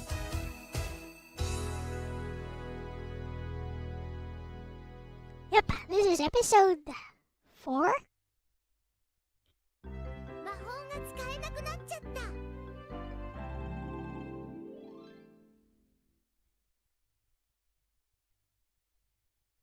11歳. Gotcha.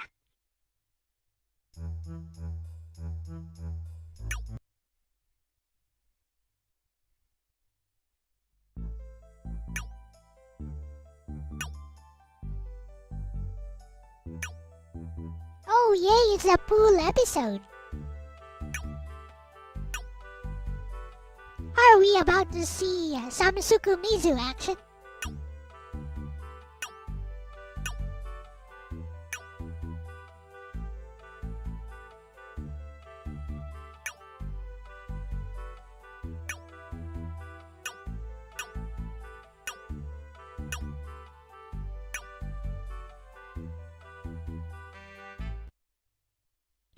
Yay! Kurumi approved episode. Where is changing room? No, this is the same classroom, right? I thought so.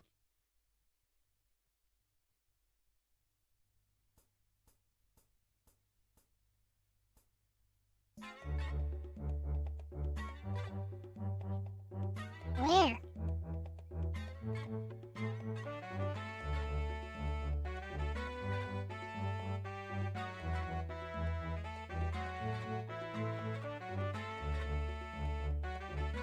Is it?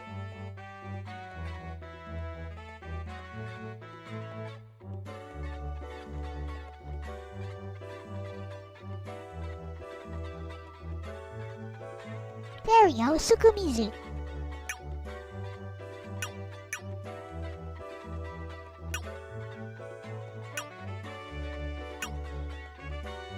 It's Kurumi!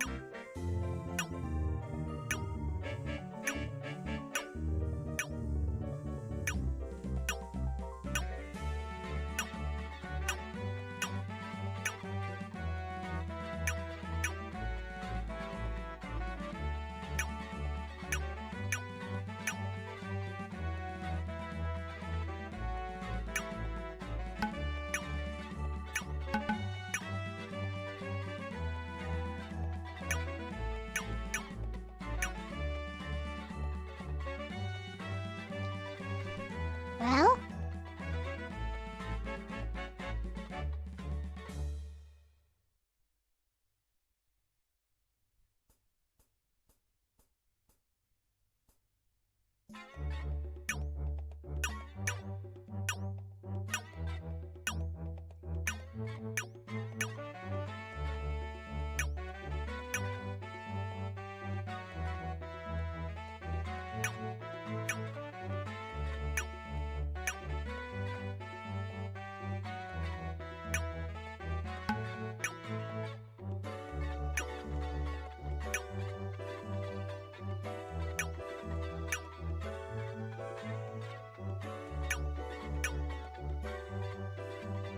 What am I supposed to do?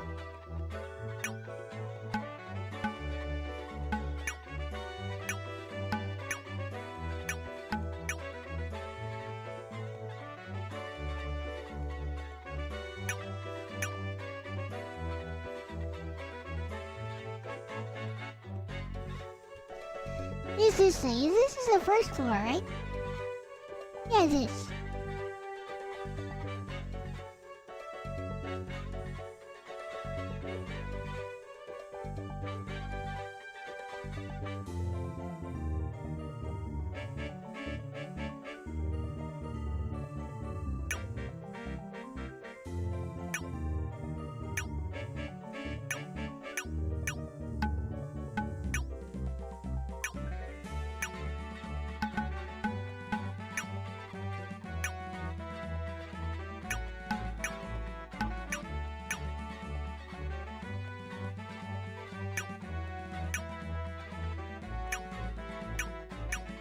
Super day.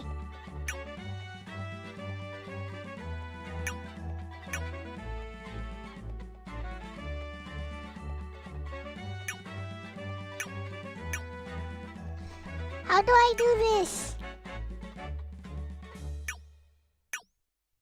Let's search the walkthrough. I think it has a walkthrough built into it.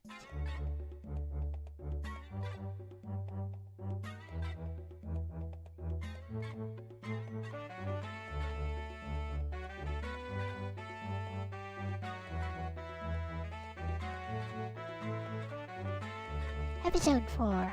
Go to locker room.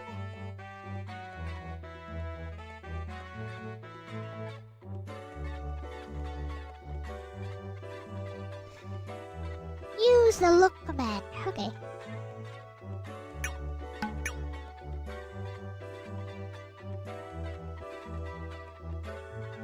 Bruh.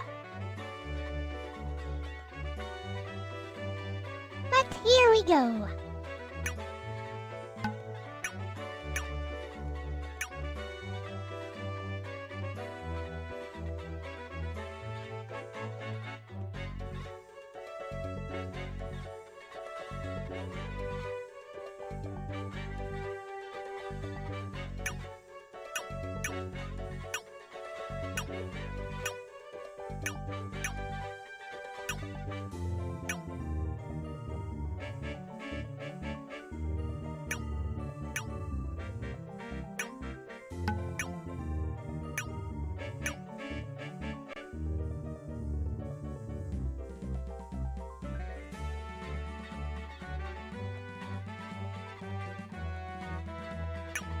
Yeah, inspect.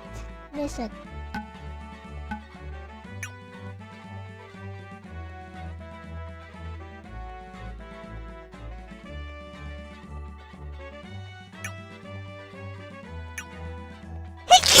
Sorry.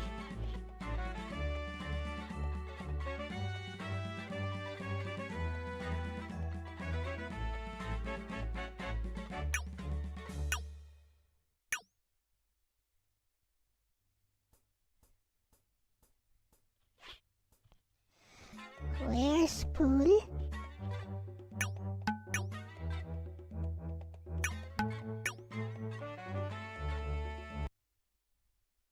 Here we go.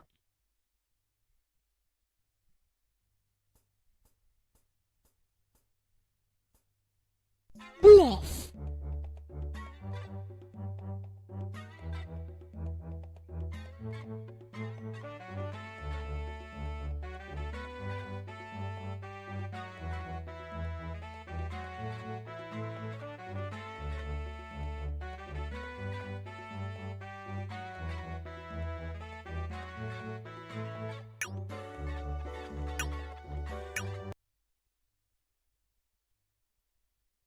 Heh. 今年度のプール開きに先立ち注意事項を一つ二つ。なにあれ何？高速違反よあんな水着。Who's that? 捨ててよかった。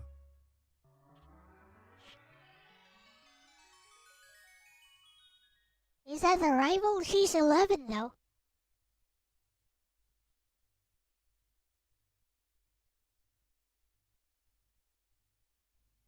Heh.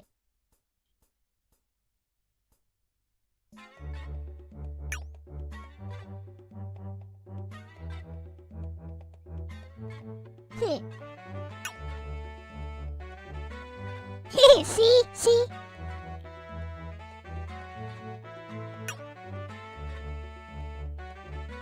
Oh, she's not. Okay.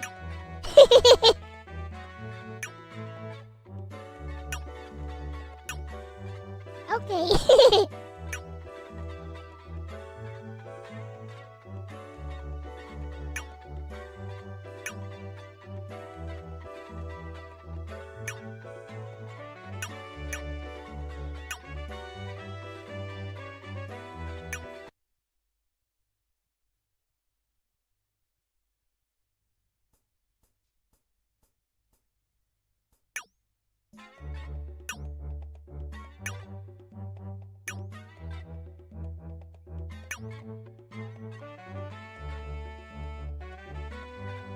Well, you know, I'm just going to wander around here for a while.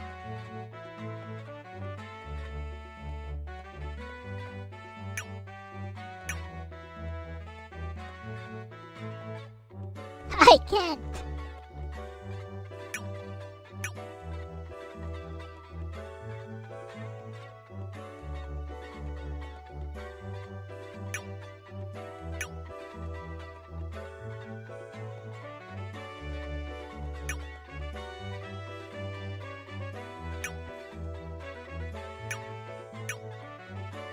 Isn't it obvious you mean she is, does she mean she is the same age? I mean, it seems obvious she's not.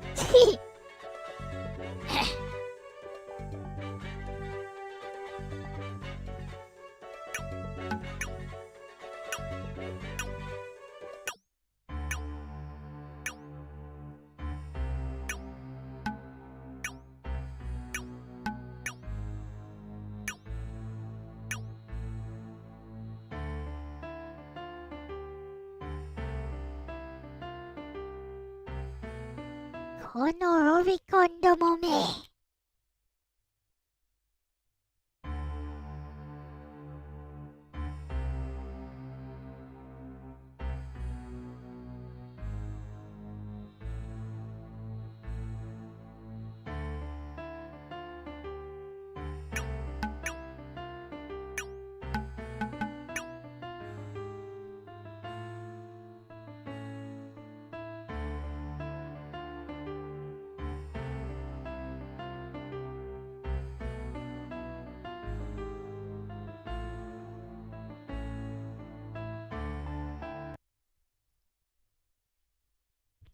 Where are we going then?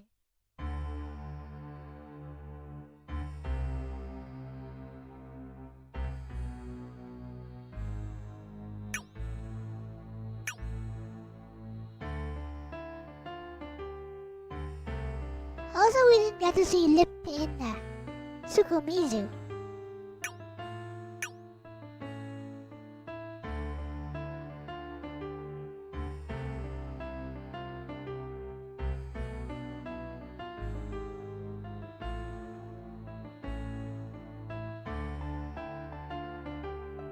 That's Emil.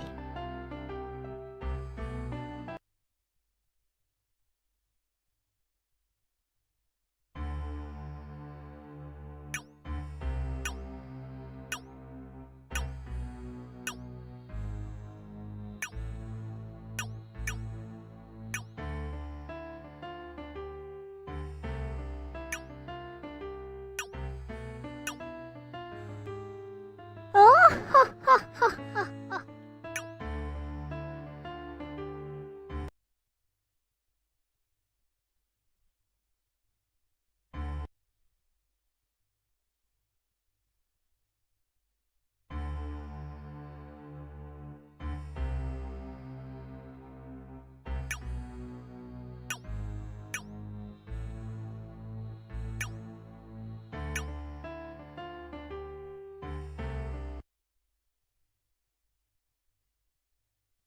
later, Sherlock.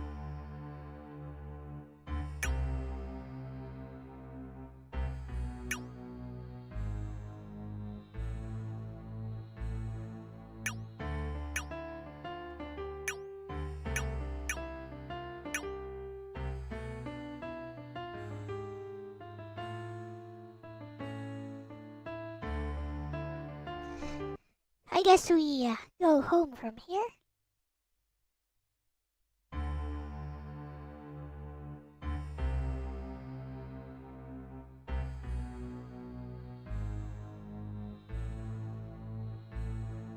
I can't get used to this circle pad.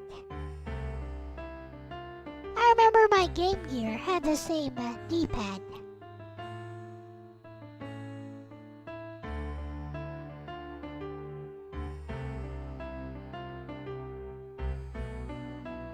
Like Logan says, it's easy. You put your thumb at the center and then you rock it back and forth. But that's not how I do my inputs. I tend to tap at the edges.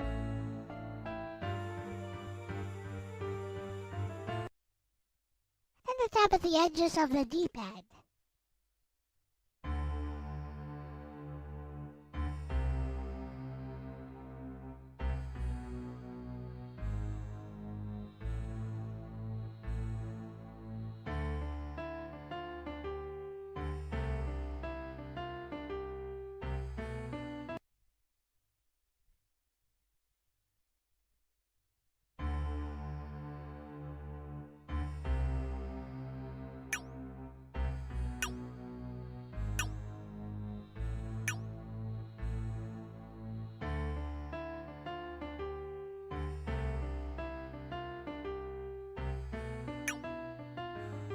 Oh no!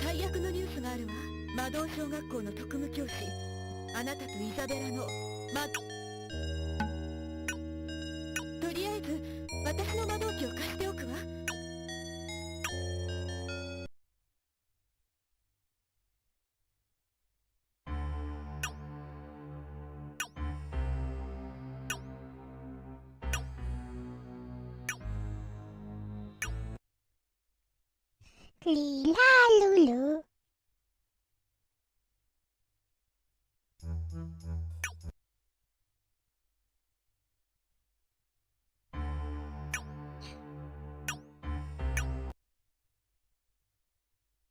I'm sure she took it.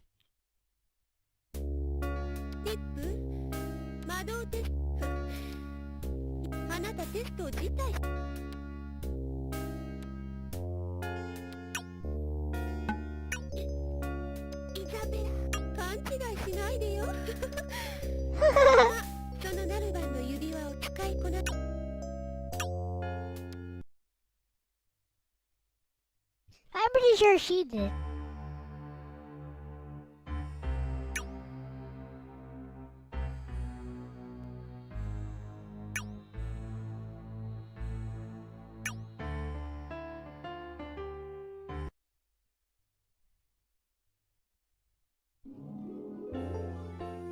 Halfway?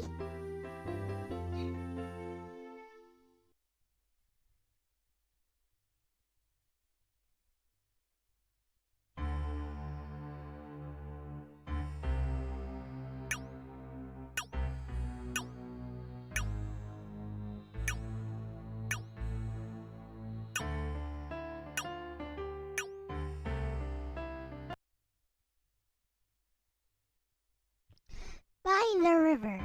I got it.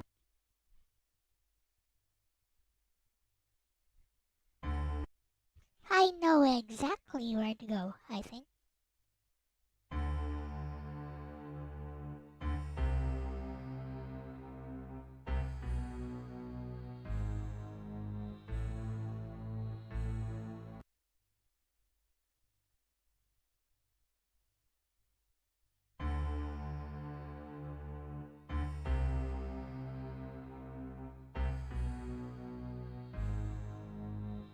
So go here and go straight here.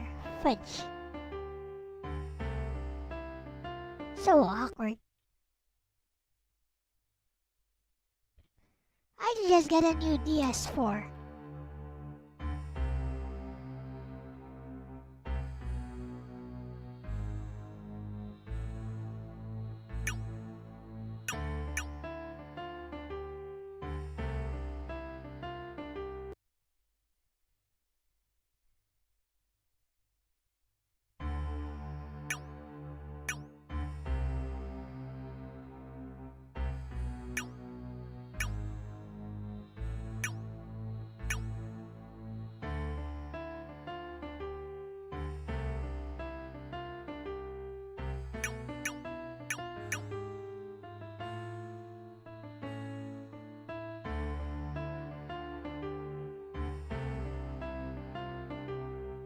How big is this place?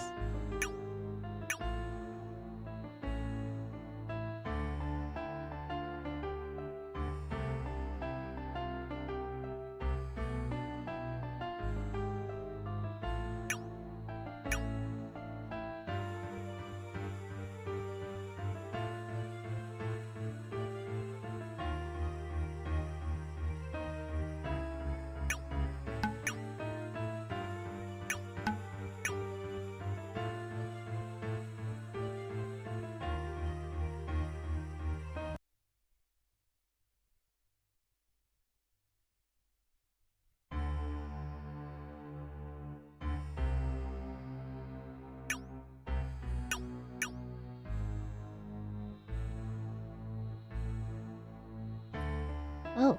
Oh!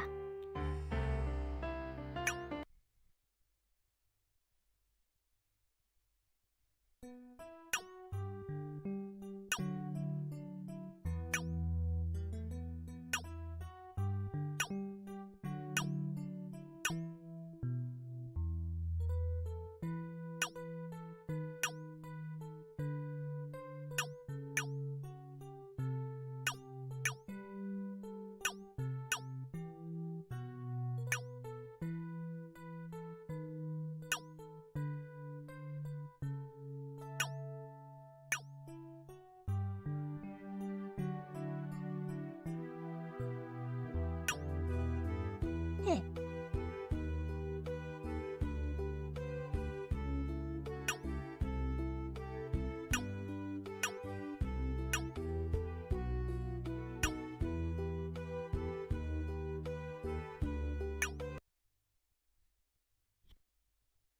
Not even the same thing.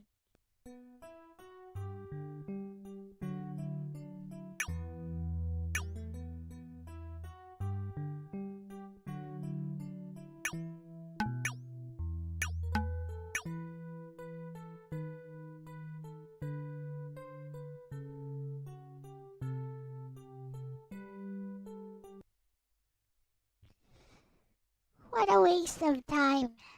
Oh well.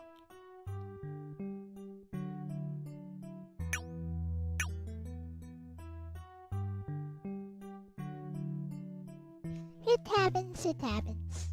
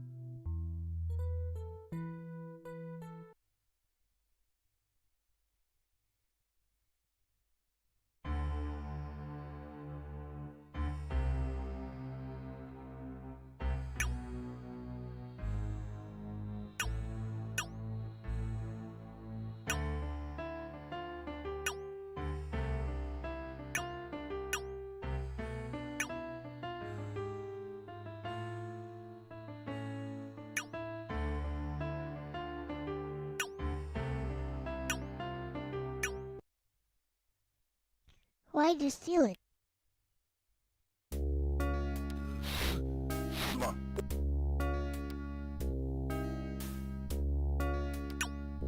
Heh.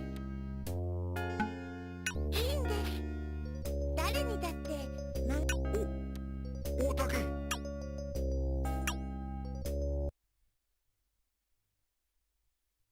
Why did he steal it?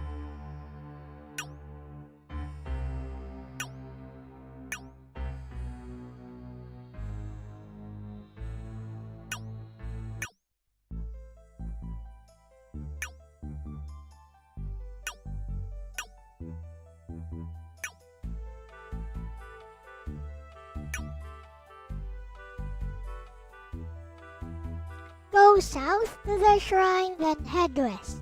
Go west.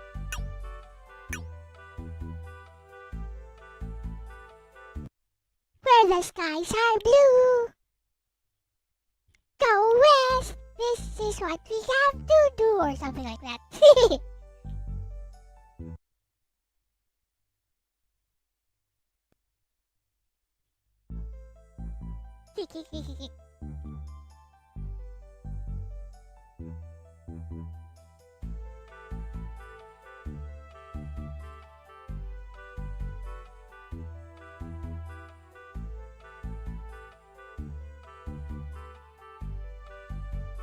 Together, we will leave someday.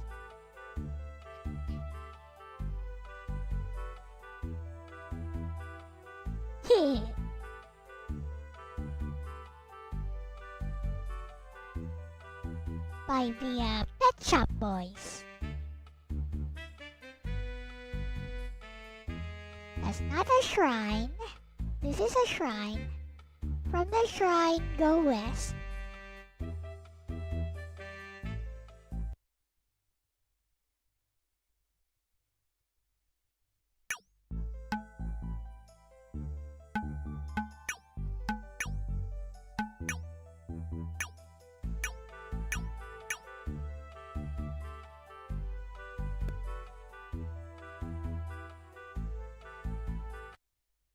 This is the arrival point?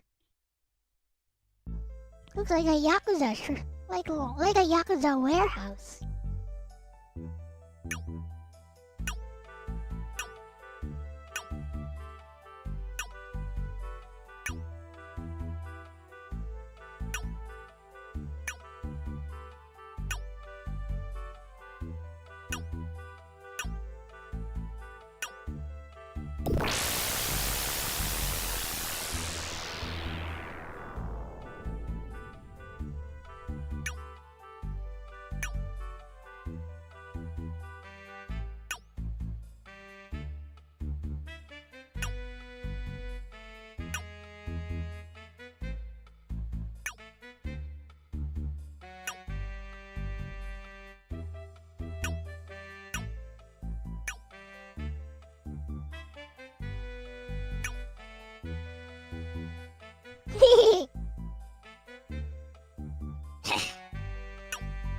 Where they chop fingers.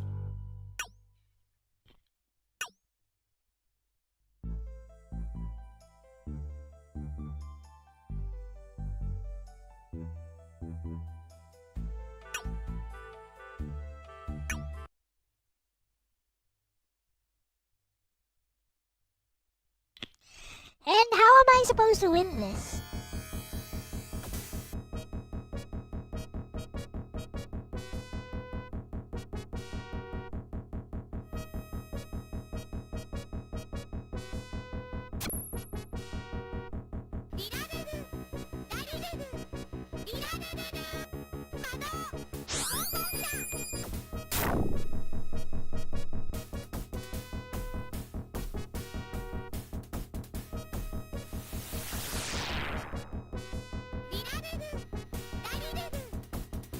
I have not won any battle at all.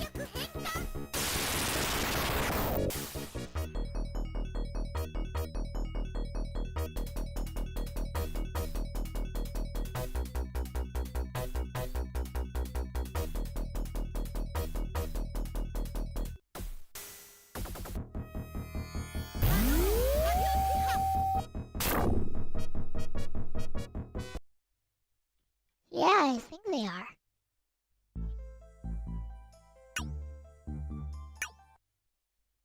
I pass?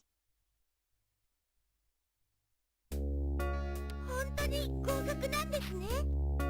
よく頑張ったわね、リップ。できたから。これからもリップもイザベラ。Eh? Well, he's just assessing. She never said we had to win, I guess.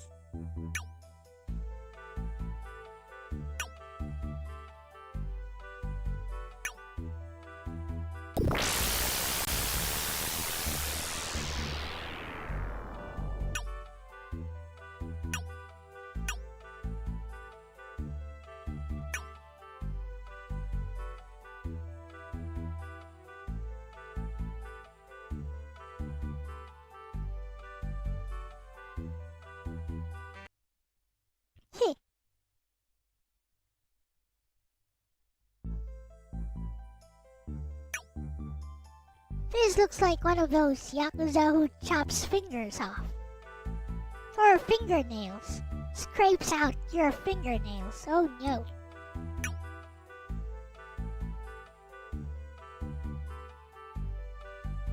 Uses a knife to take out your fingernail. Hee. How able.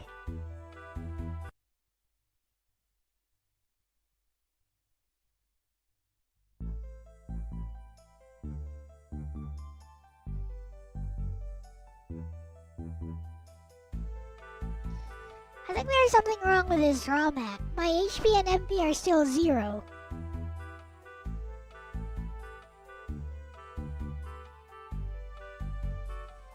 Lila Lulu.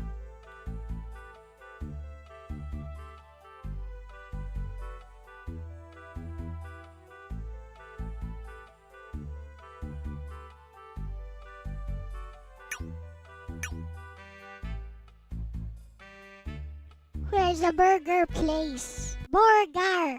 Borgar!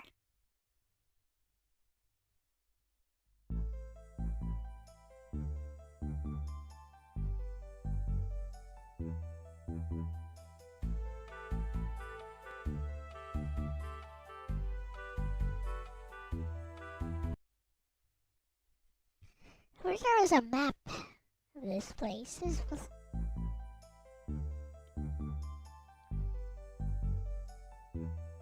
Obviously not this one. I should go up even further, I think.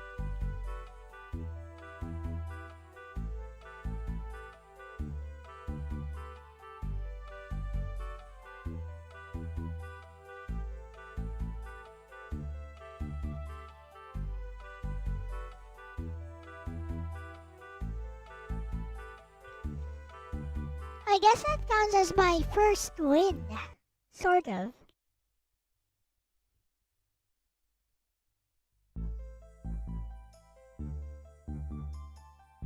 This looks like a place.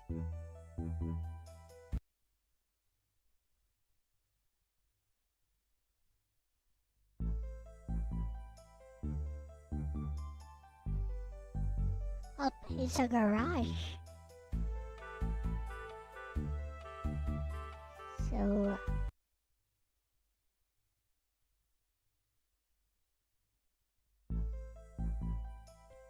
Aha! Here we go.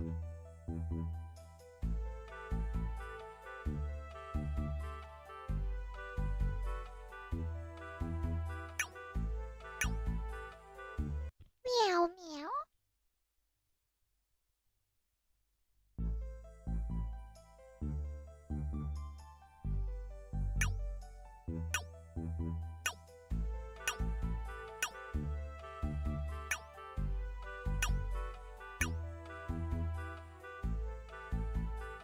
What's for dinner? Burgers. Borgar. Since it's a Borgar place, they eat the leftovers.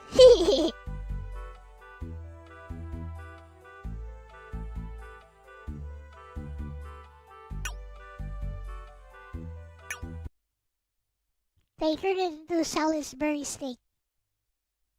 しかし、あの奈良枝がペンダントと。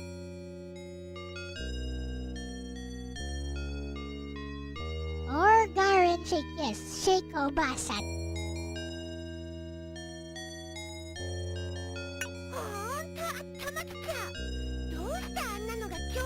けられんのかしら。だからって復讐なんて考えんなよ。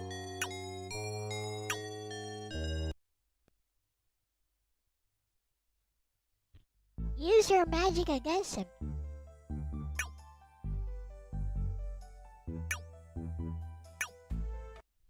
End of episode, I guess.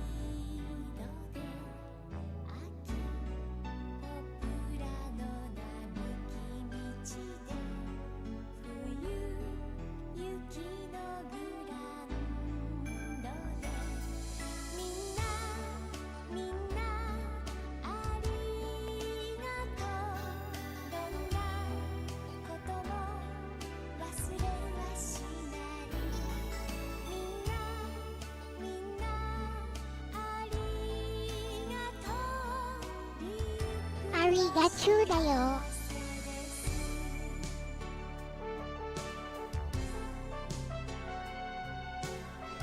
That guy is still guts though.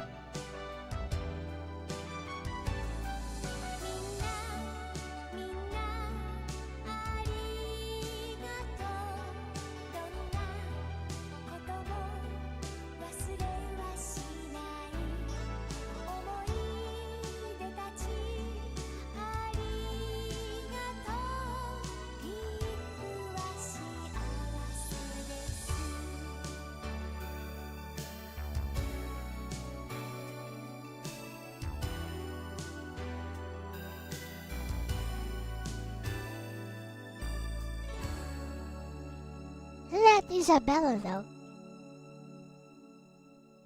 Oh well, it's more like a visual novel than anything else. I did not win. I barely passed, basically.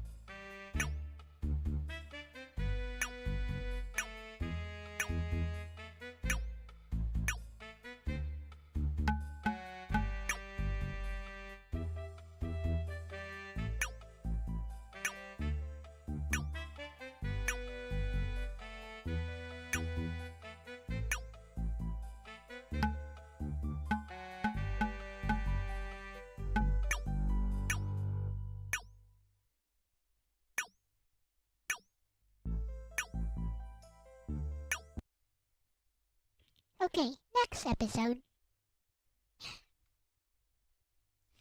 La la la la la la.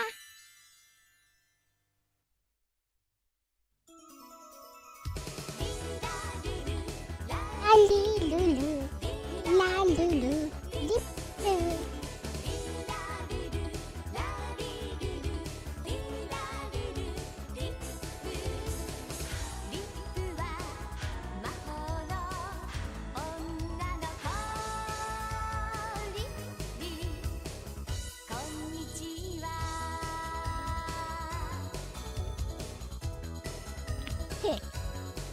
They really made like an anime opening.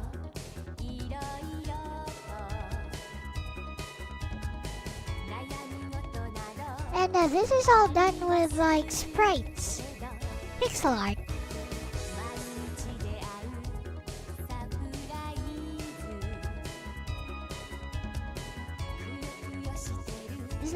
actual movie.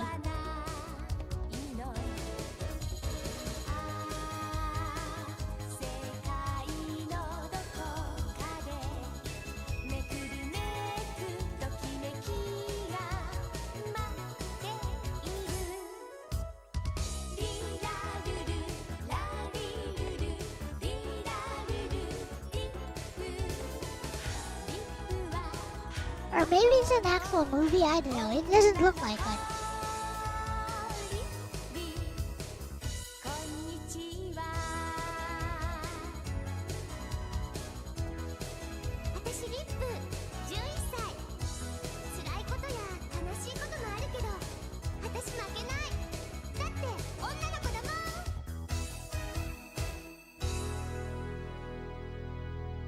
Episode 5. 黒魔館の謎を終え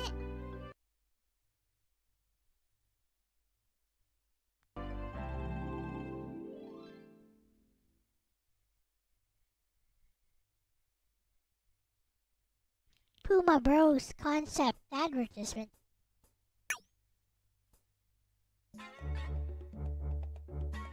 Hey.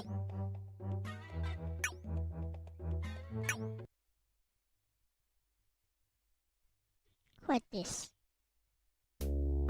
おはようリップさん。おはようございます。リンさんってほんそう？ところでどう？夏休みは。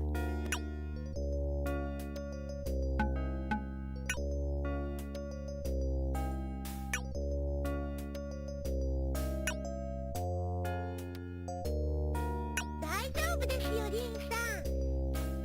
きっといいわね。子供は発言が無邪気で。リンさんたらひどい。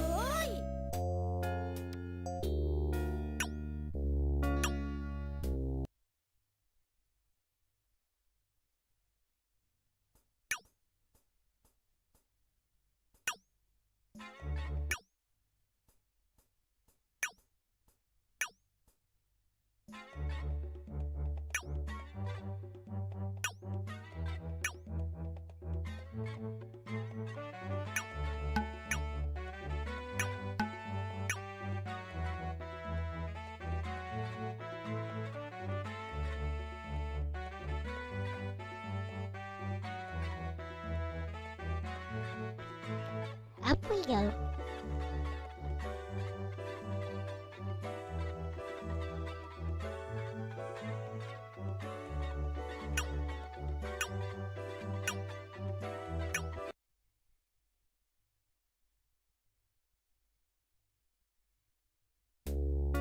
リップちゃんはお化けとか幽霊とかって信じる方？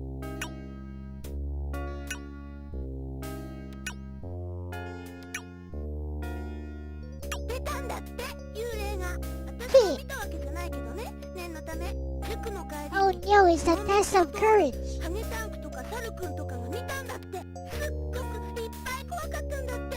タコ思うの。きっとその幽霊ってかっこいい男の人よ。それも不遇の死を遂げた。It's a test of courage episode.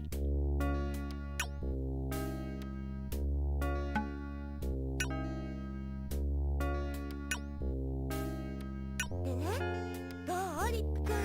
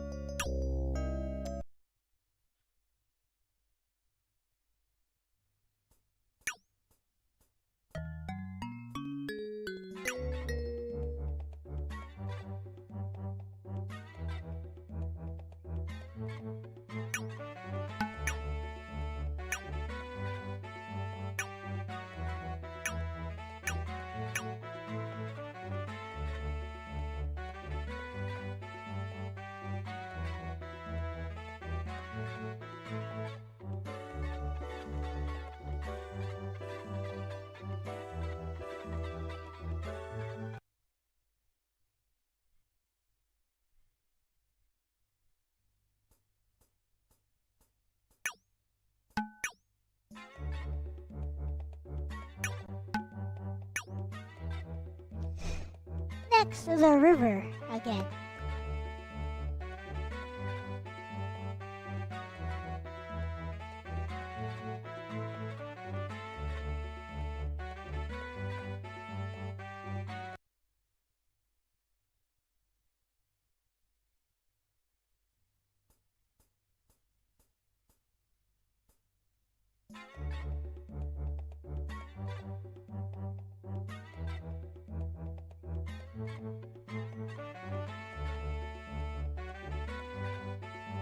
What are my thoughts on this? Basically, it's a visual novel.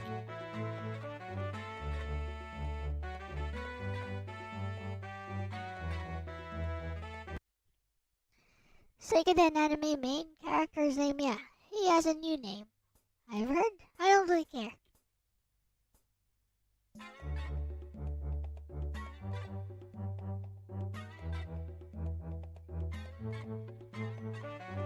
It's a real you or something.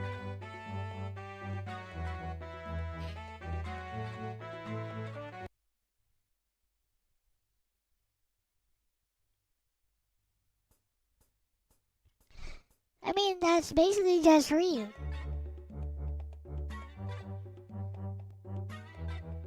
Welcome back, Cerulean. Well, I passed the magic exam.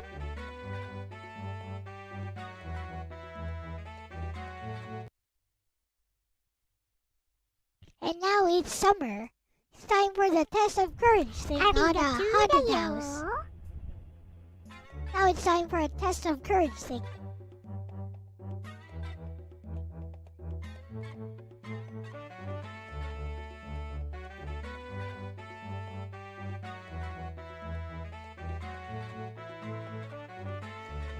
Old black belt magazines, nah, not good.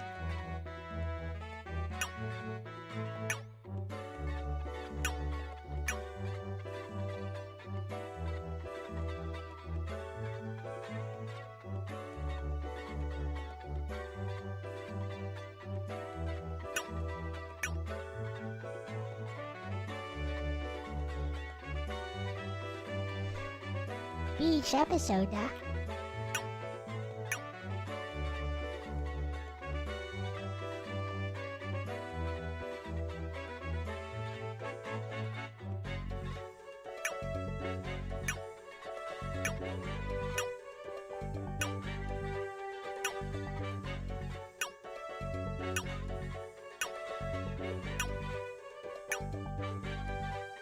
Run away.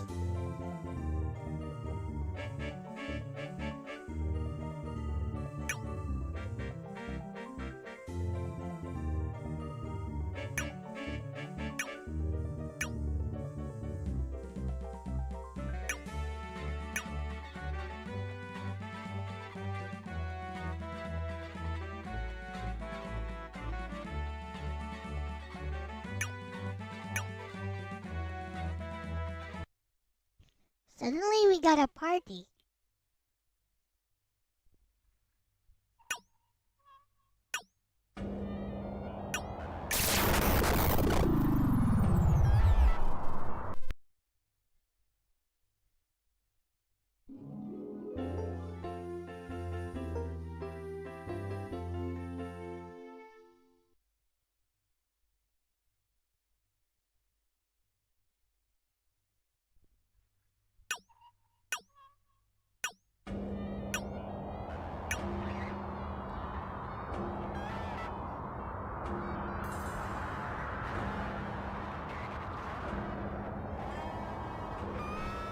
I mean, why would I be scared?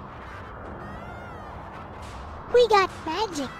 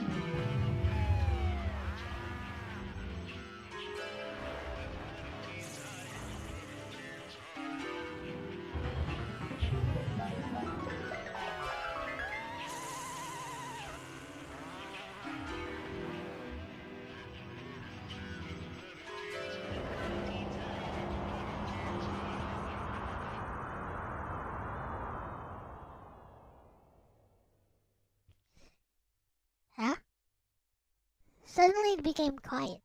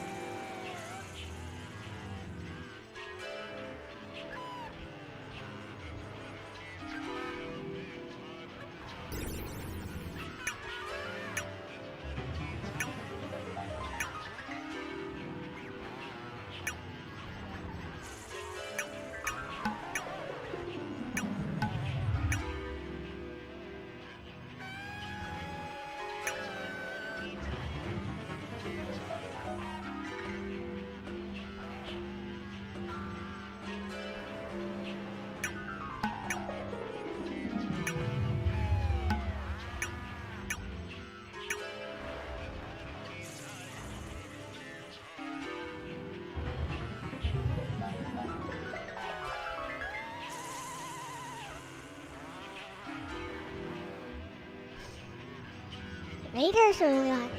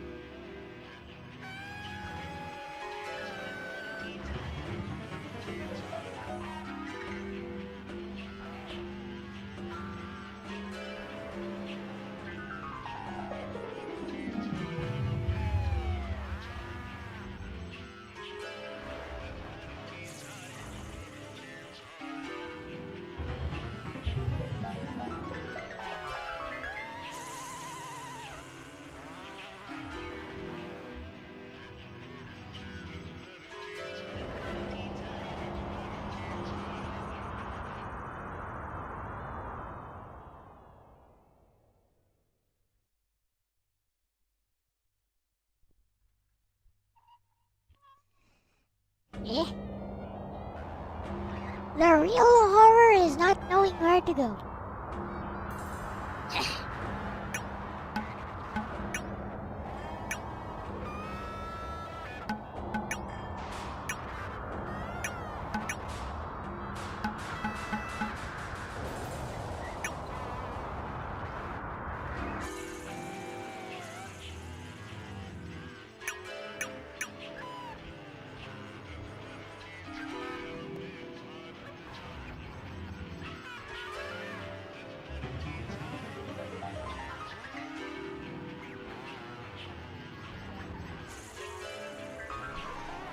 Was that monkey steal speech? Basically, you grab the balls.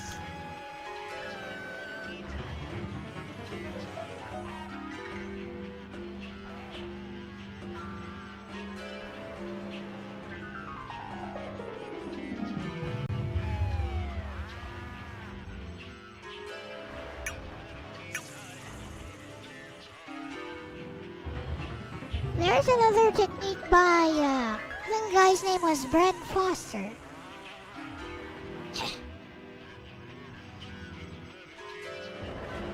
He demonstrated it on National Geographic. It's called the tiger claw, I think. Basically, you just grab the face.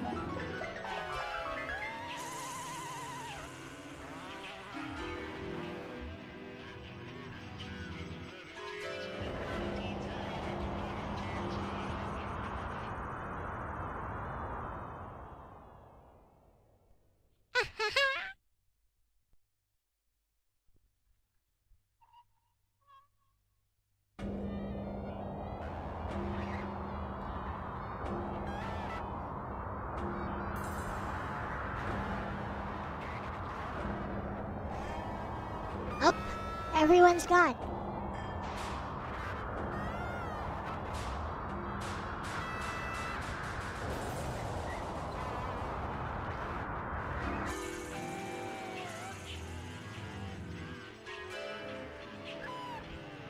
I think it would be pretty disturbing if you were inside a completely abandoned house and you suddenly heard these sounds.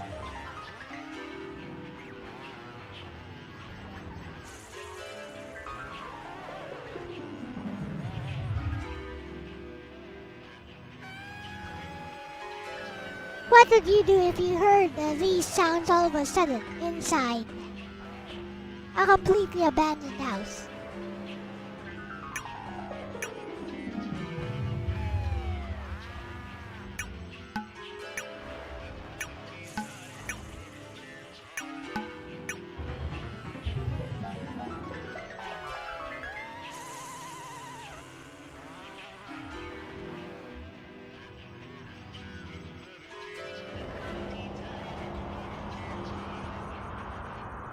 Find the source of the sound.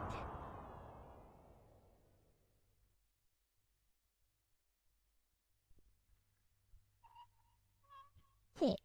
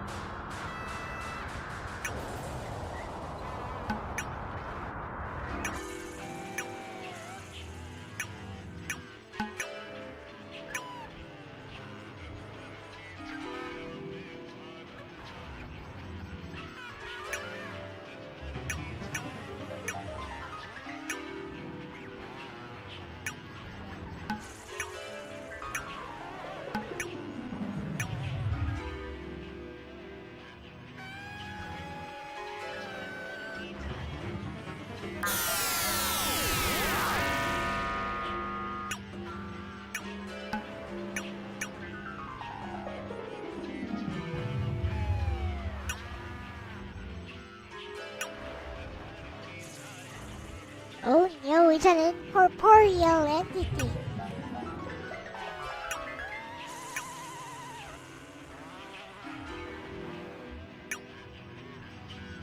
Hi.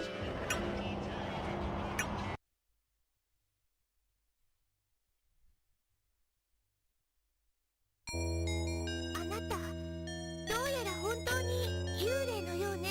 タコちゃんたちをどこにやったの？大丈夫だよ。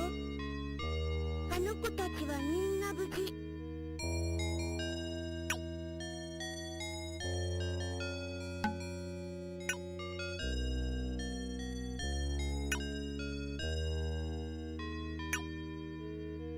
ママはとっても優しかった。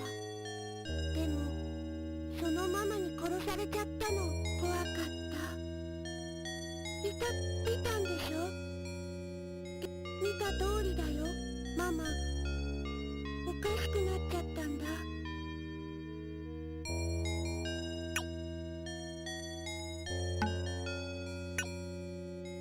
でも、もうママには会えないのよ。そんなこと分かってるもん。話し相手になってくれて、他の子みんな怖がって逃げ。さようなら、魔女の女の子。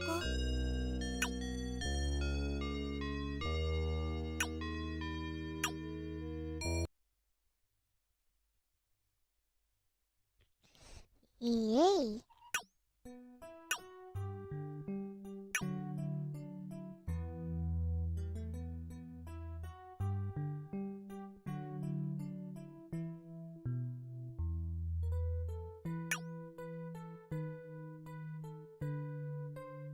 Up, they should all be okay. Of course I can leave. What do you mean?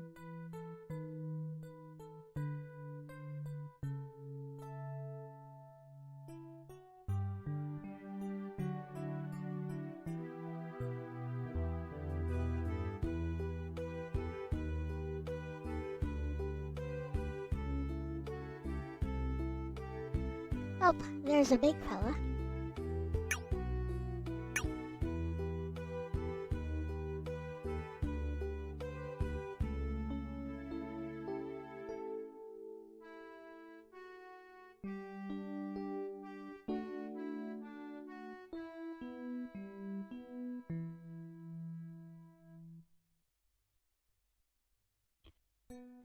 There's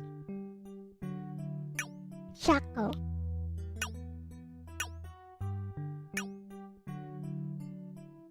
Did we forget anyone here? They just leave the fat kid here.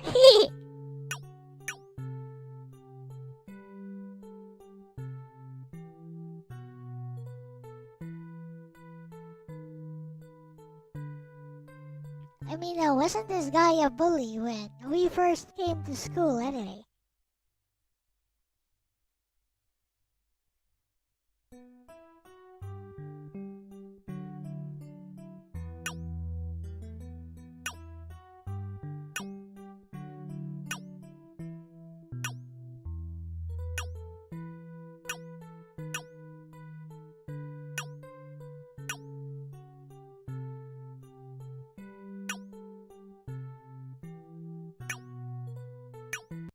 It leaves a dark shadow in her heart.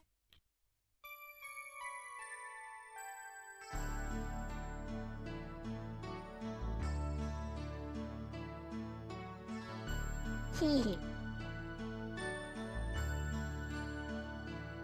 I'll let the ending play out. I like it.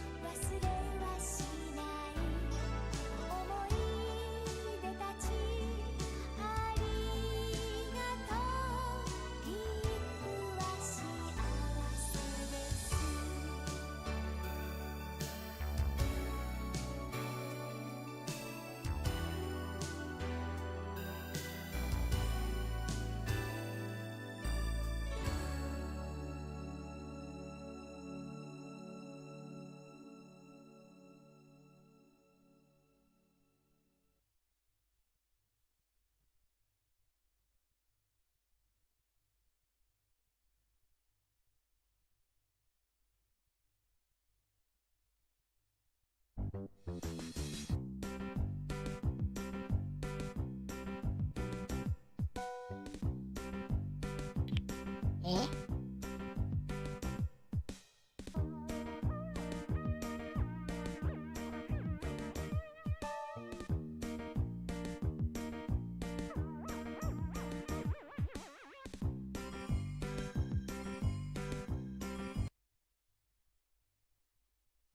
へえ。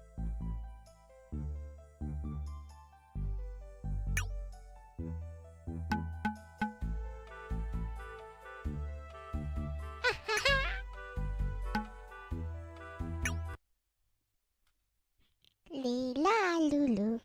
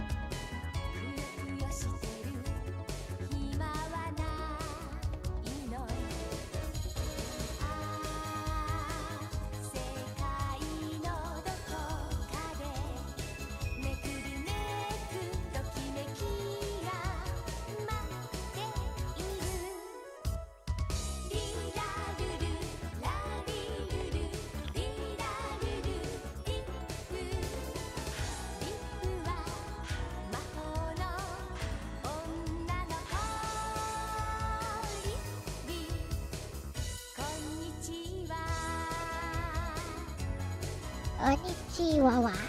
私リップ11歳。辛いことや楽しいこともあるけど私負けない。だって女の子だもん。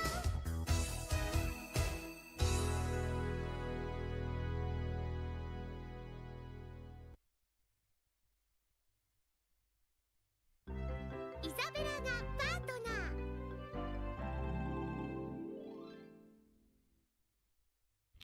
Oh no.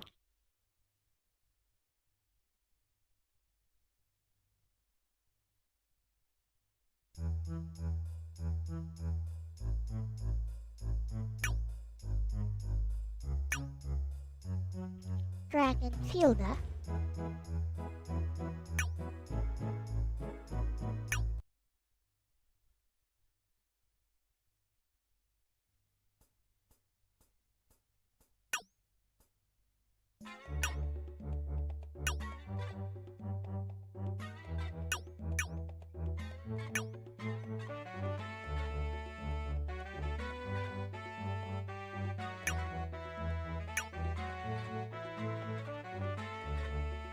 I think he likes me.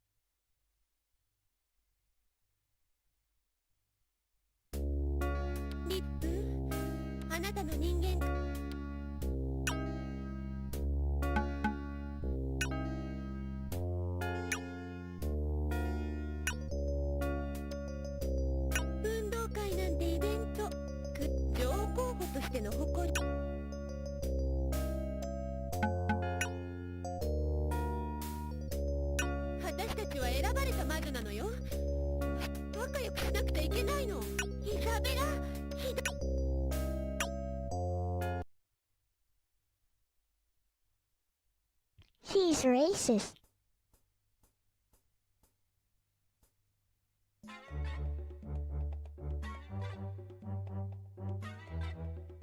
Let's talk to someone else.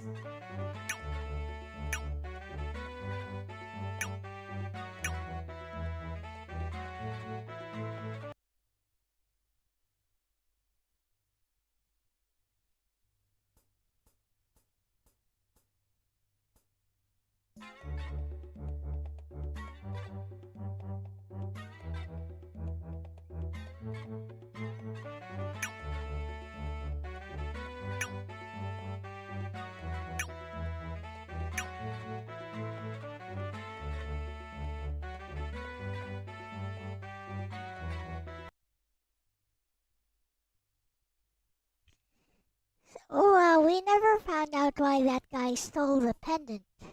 Weird. What a weirdo.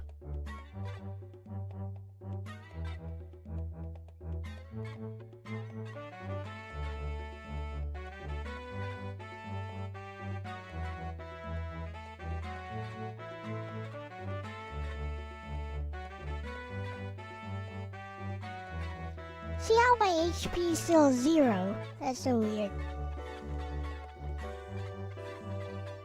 It's either this ROM hack is bugged or the game itself is.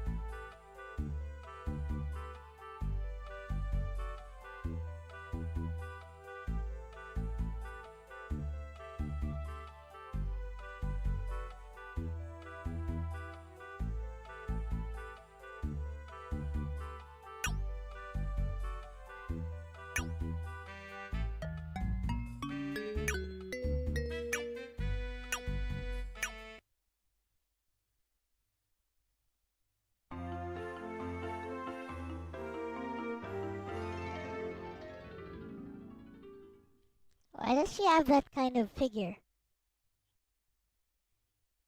She's 11, isn't she?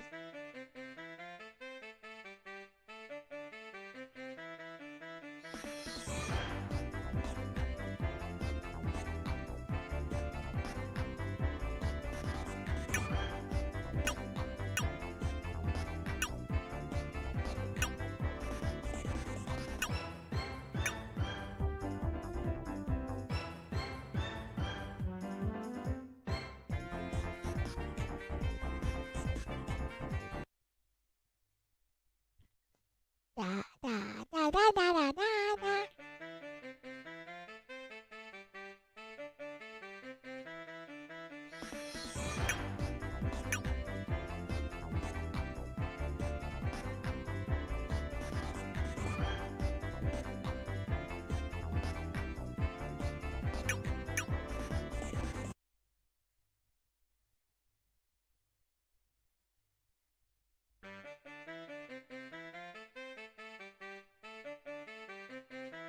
Da da da da da.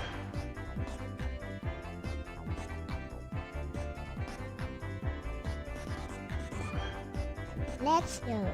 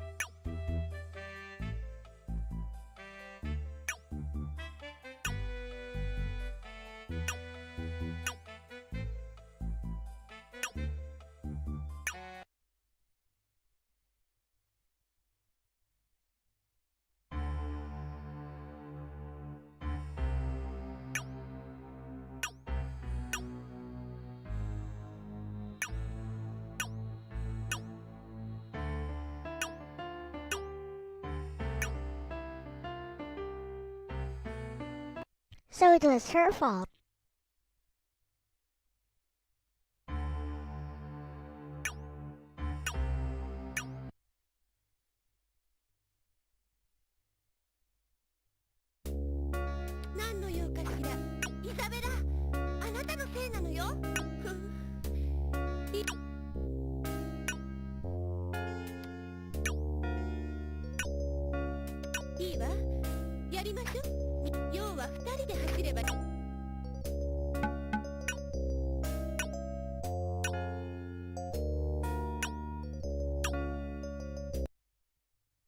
That was easy.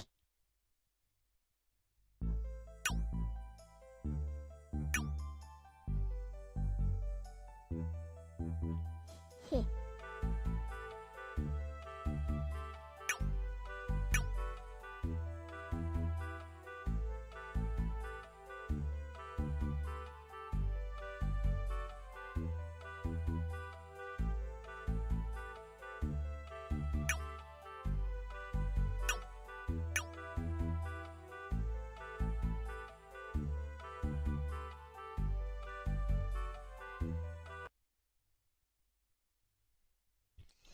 Bleep, bleep.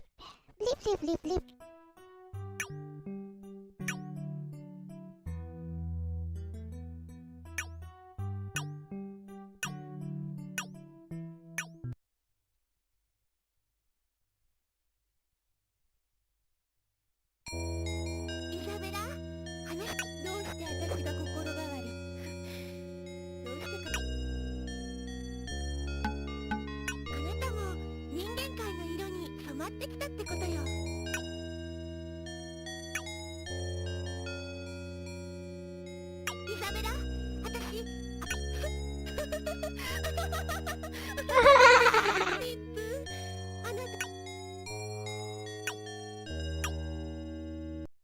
Not sure if she's being mean or not.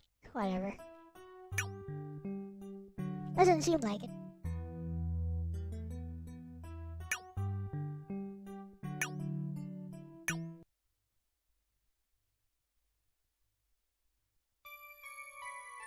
What? That was short.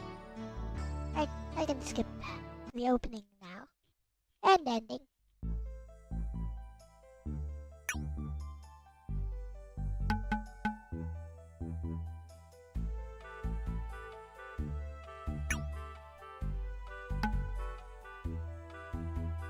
I'm only a few assessment points away from her.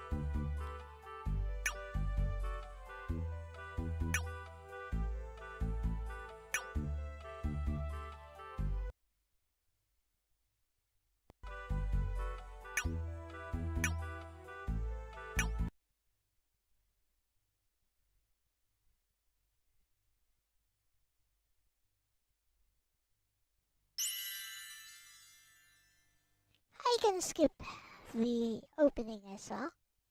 嘘魔法がバレちゃった。まさか。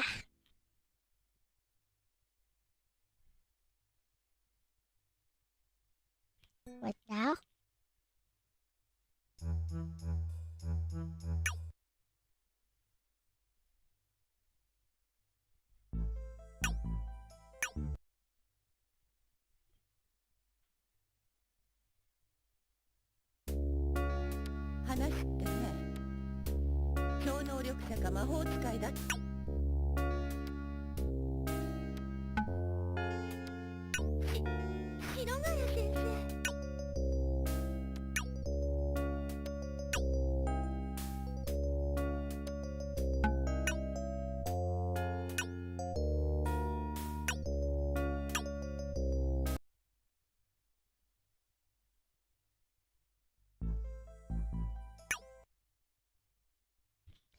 I'm being suspected. Oh no.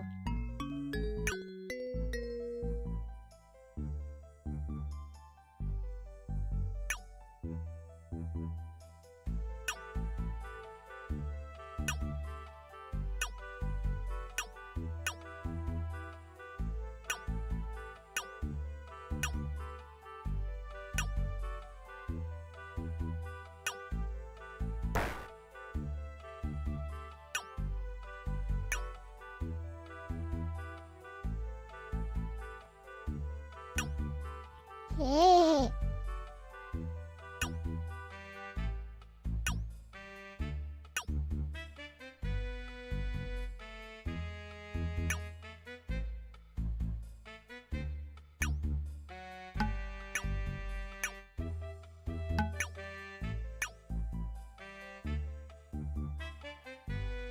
Really?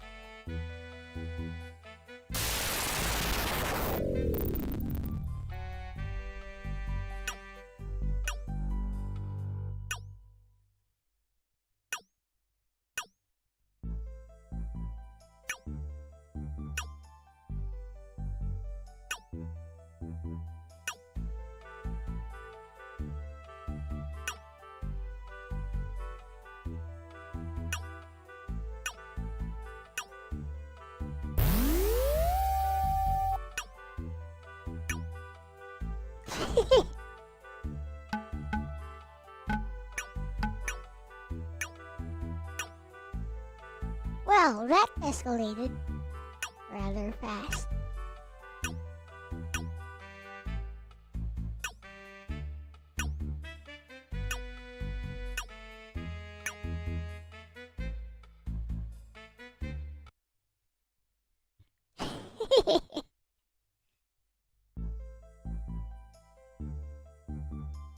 That certainly escalated.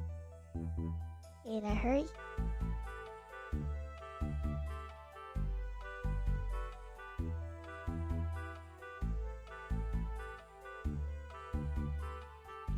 Guess I gotta find Shake.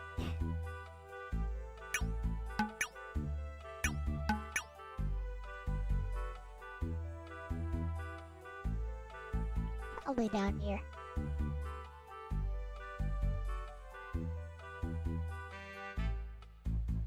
Flip, flip, flip, flip, flip, flip.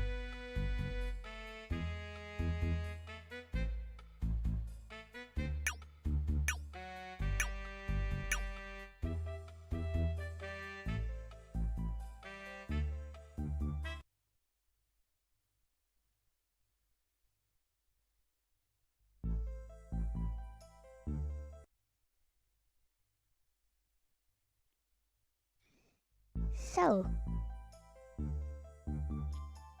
try the second floor.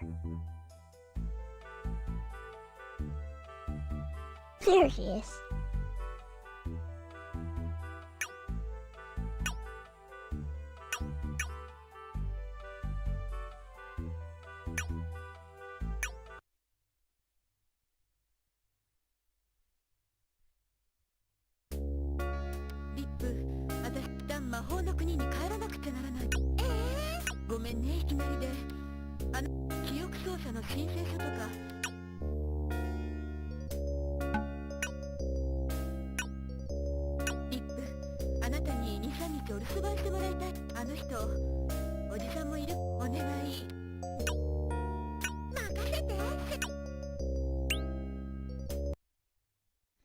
As a result of this conversation, nothing. Never mind.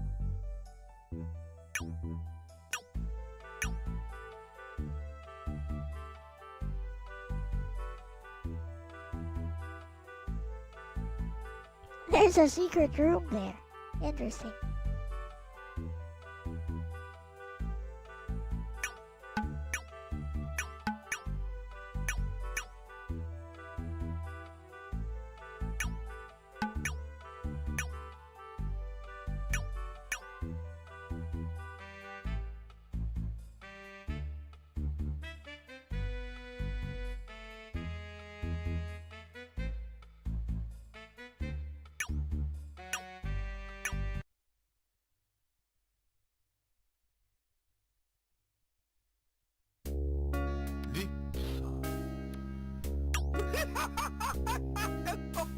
Oh, this guy great, man.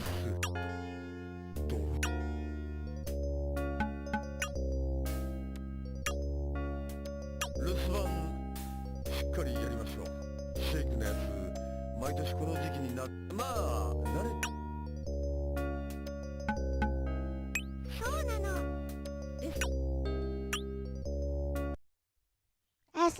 result of this conversation? Nothing.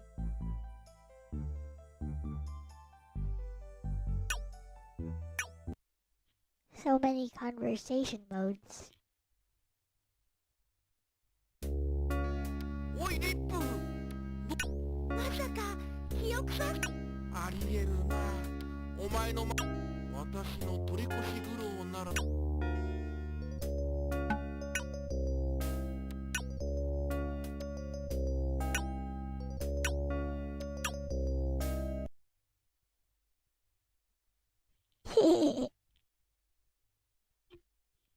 This will be interesting.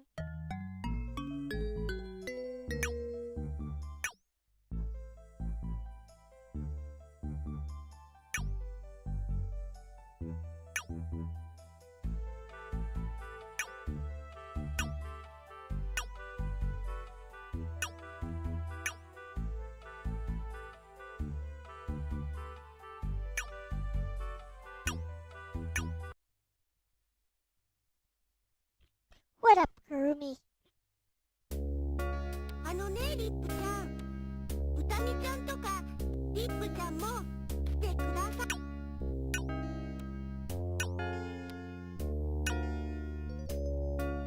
待ってます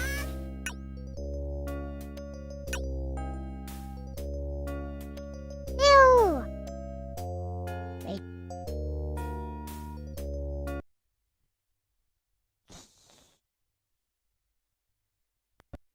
I'll do this again.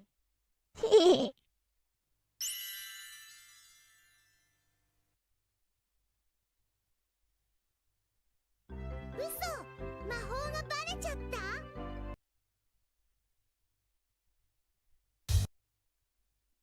Eh? What happened?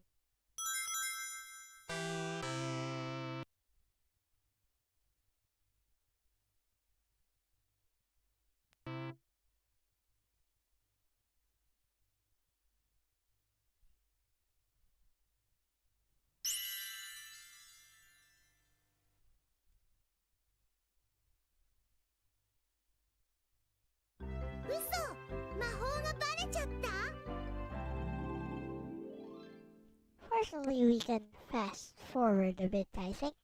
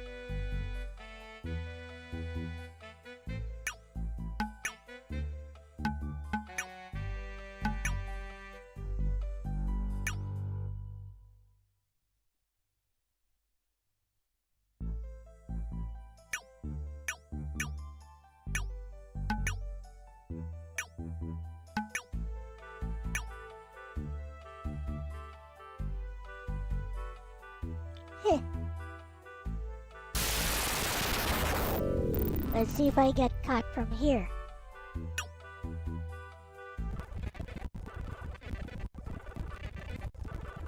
Yeah. Okay, I still get caught here.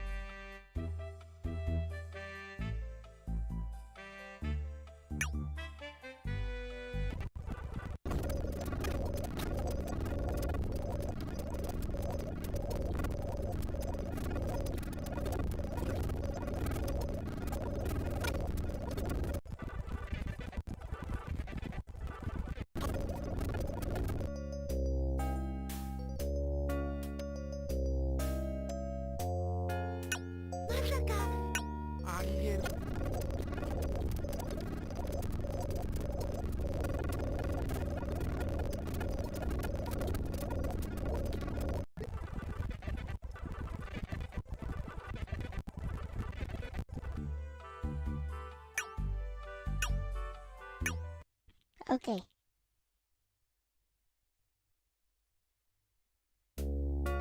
あのねリップ、うたみちゃんとかリップちゃんもごめん。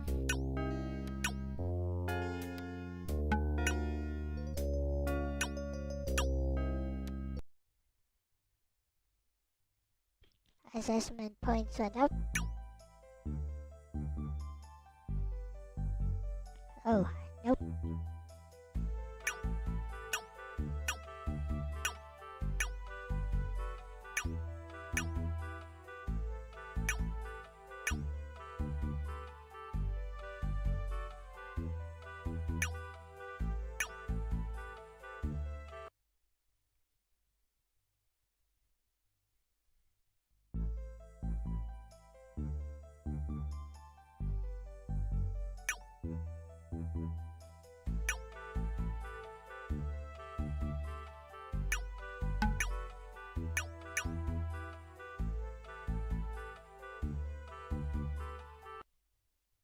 Off we go then.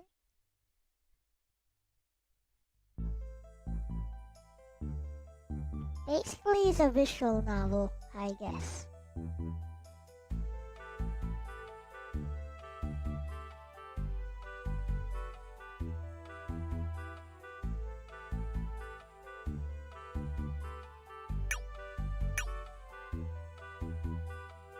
Also, it's finally starting to feel cool here. Sure, it took a while.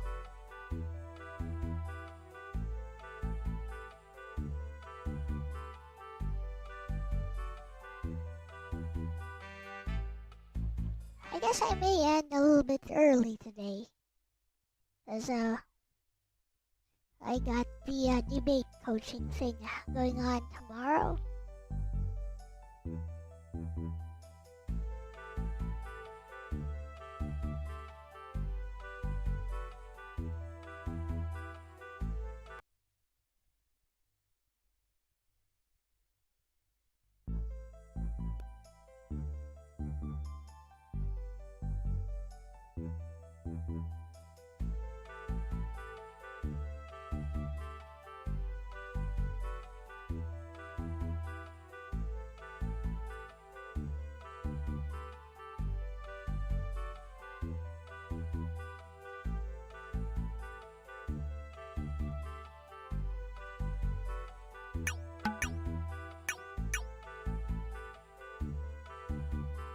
We are home.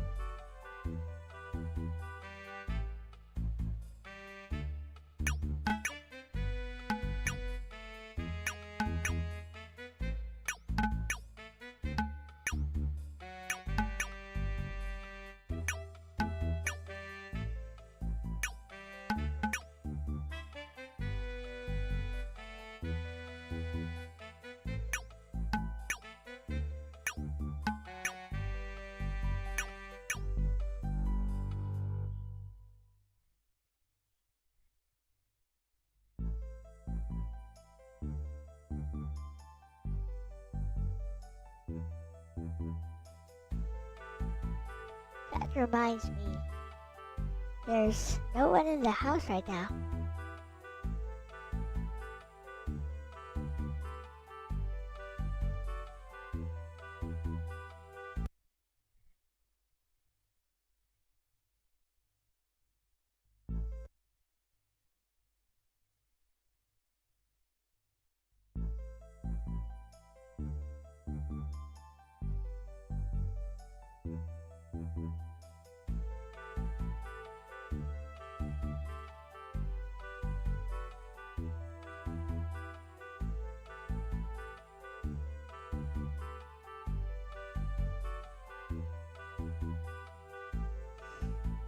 You were in the past?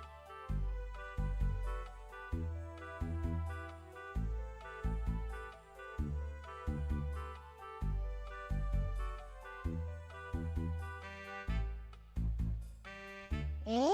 There's no one here.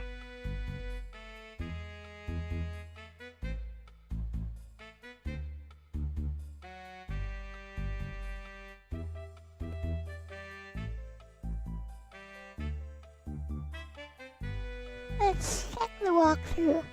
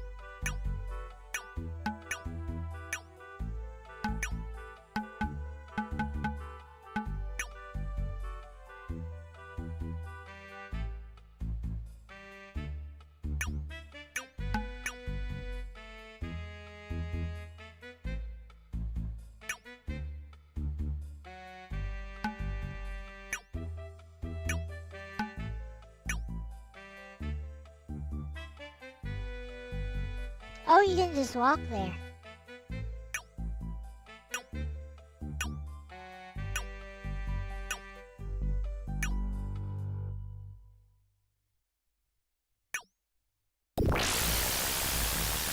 Miss.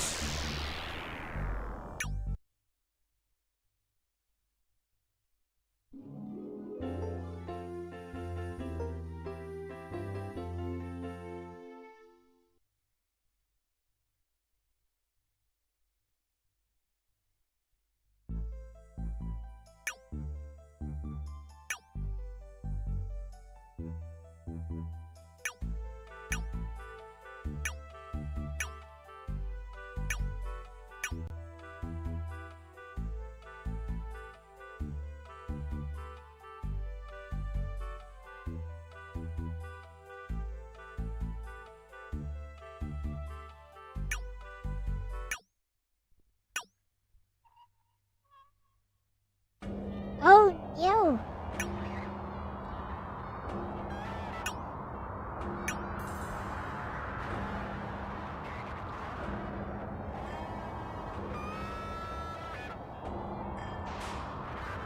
He went cray-cray.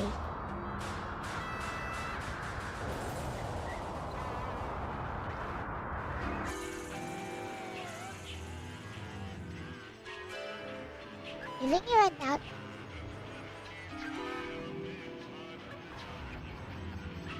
Let's zap him with magic again, I guess.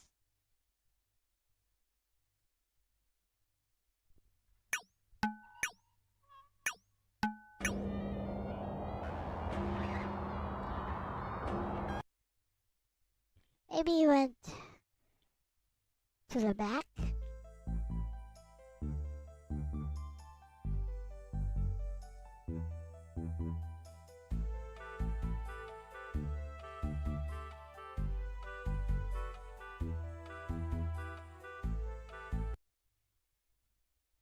Over here.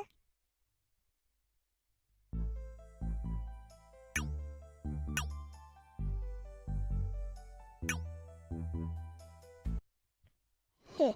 Straight line to the right, huh?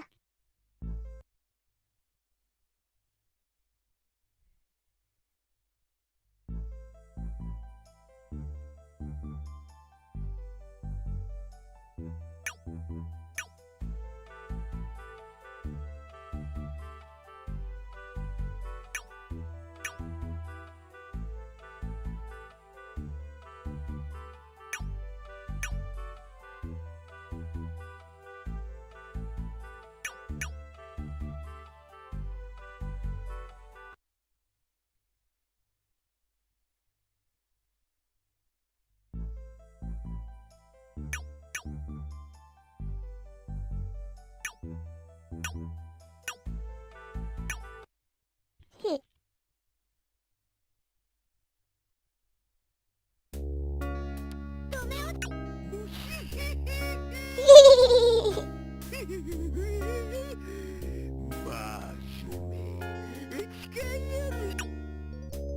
It's Karumi.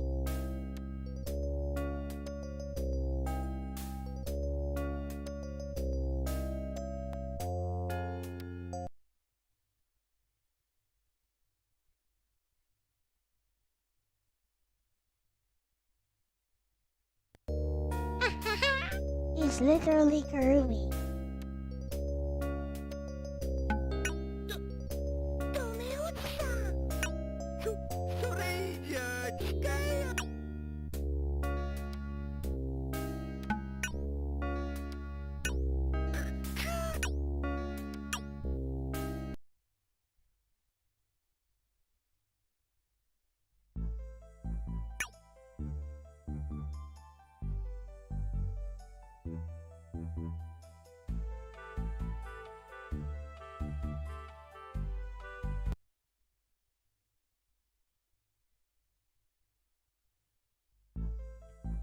Where'd you go?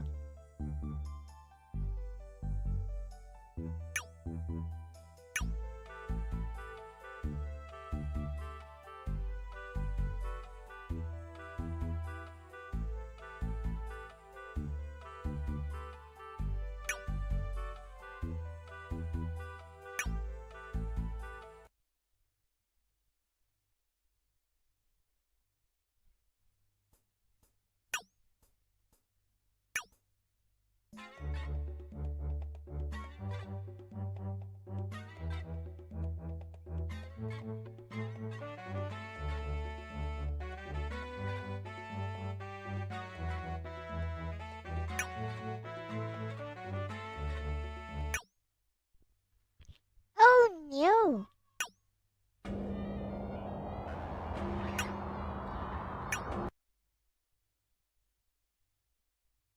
Not the axe. Not the axe, G-san. 何のよ。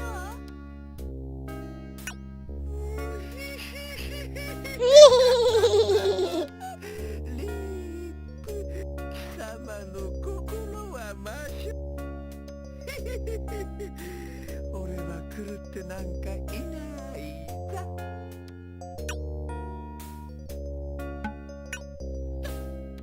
ドメおじさん。魔女狩り。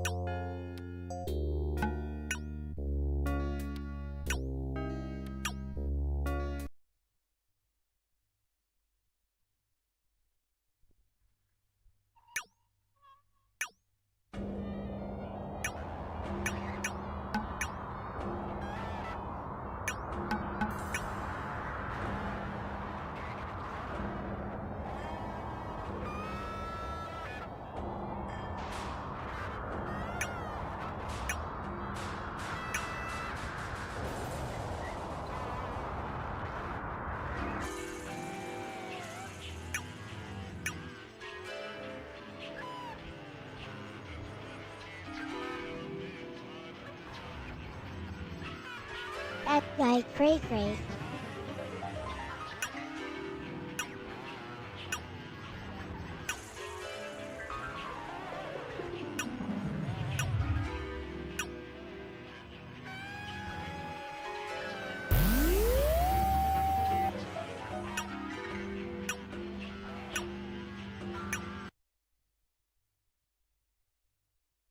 He is chasing. どういうことなのリップ。私がかけた。冗談じゃ。冗談じゃ。ごめんなさい。気にしないでリップ。私直せるから。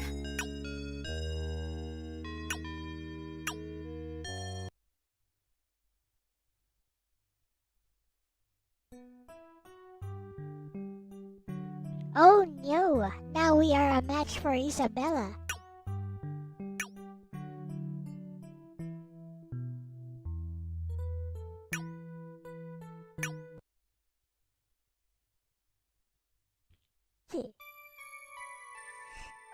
Okay, I'll end it here. Good time to end it. This game is great though. I like how you can make progress in small increments and, you don't really need to be actively doing anything.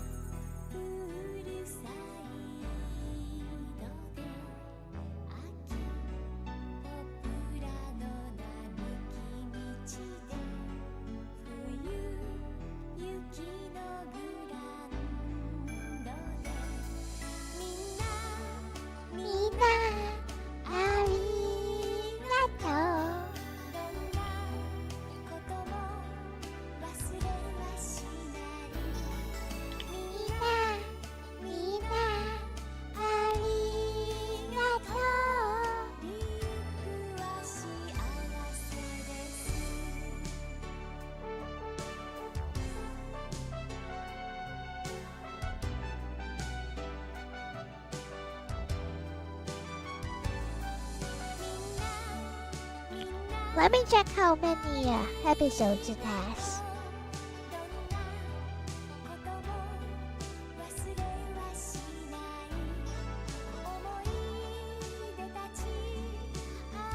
Ten, 11. Oh, it's like an anime. There are 11 episodes. So we can finish this by next stream. Perfect.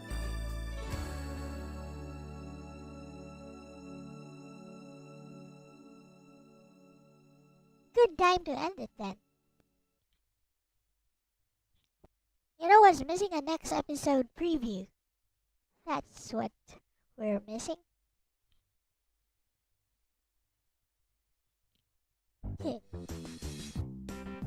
Is the boobies joke again?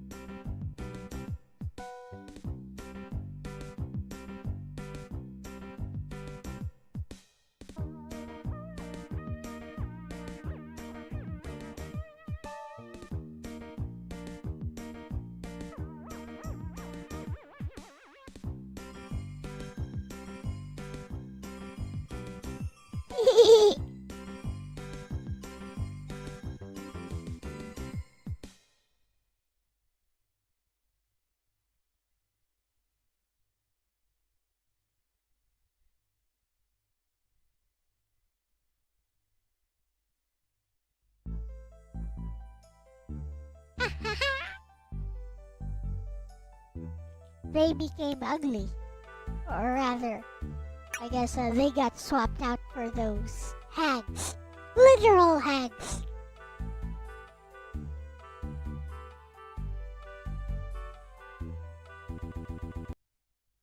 Good game. Well, it's more of a visual novel. Rather linear as well, but you know, it's fun. But apparently it's not it's not a real game because there's no loose state. Oh no. So game would need to have a loose state in order to be considered a game or something.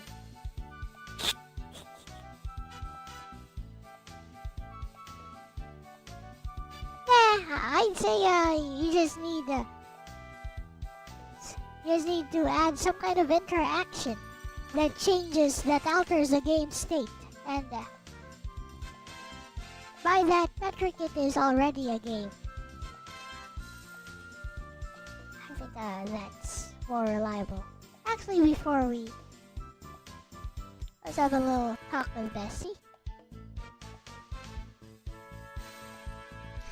So, Bessie, which side would you take, or do you have a more nuanced take? So, regarding video games, Logan asserts that a game needs to have a loose state in order to be considered a game. And my assertion is that a game only needs to have some kind of player interaction that actively alters the game state in order to be considered a game. How about you, Bessie? What's your take?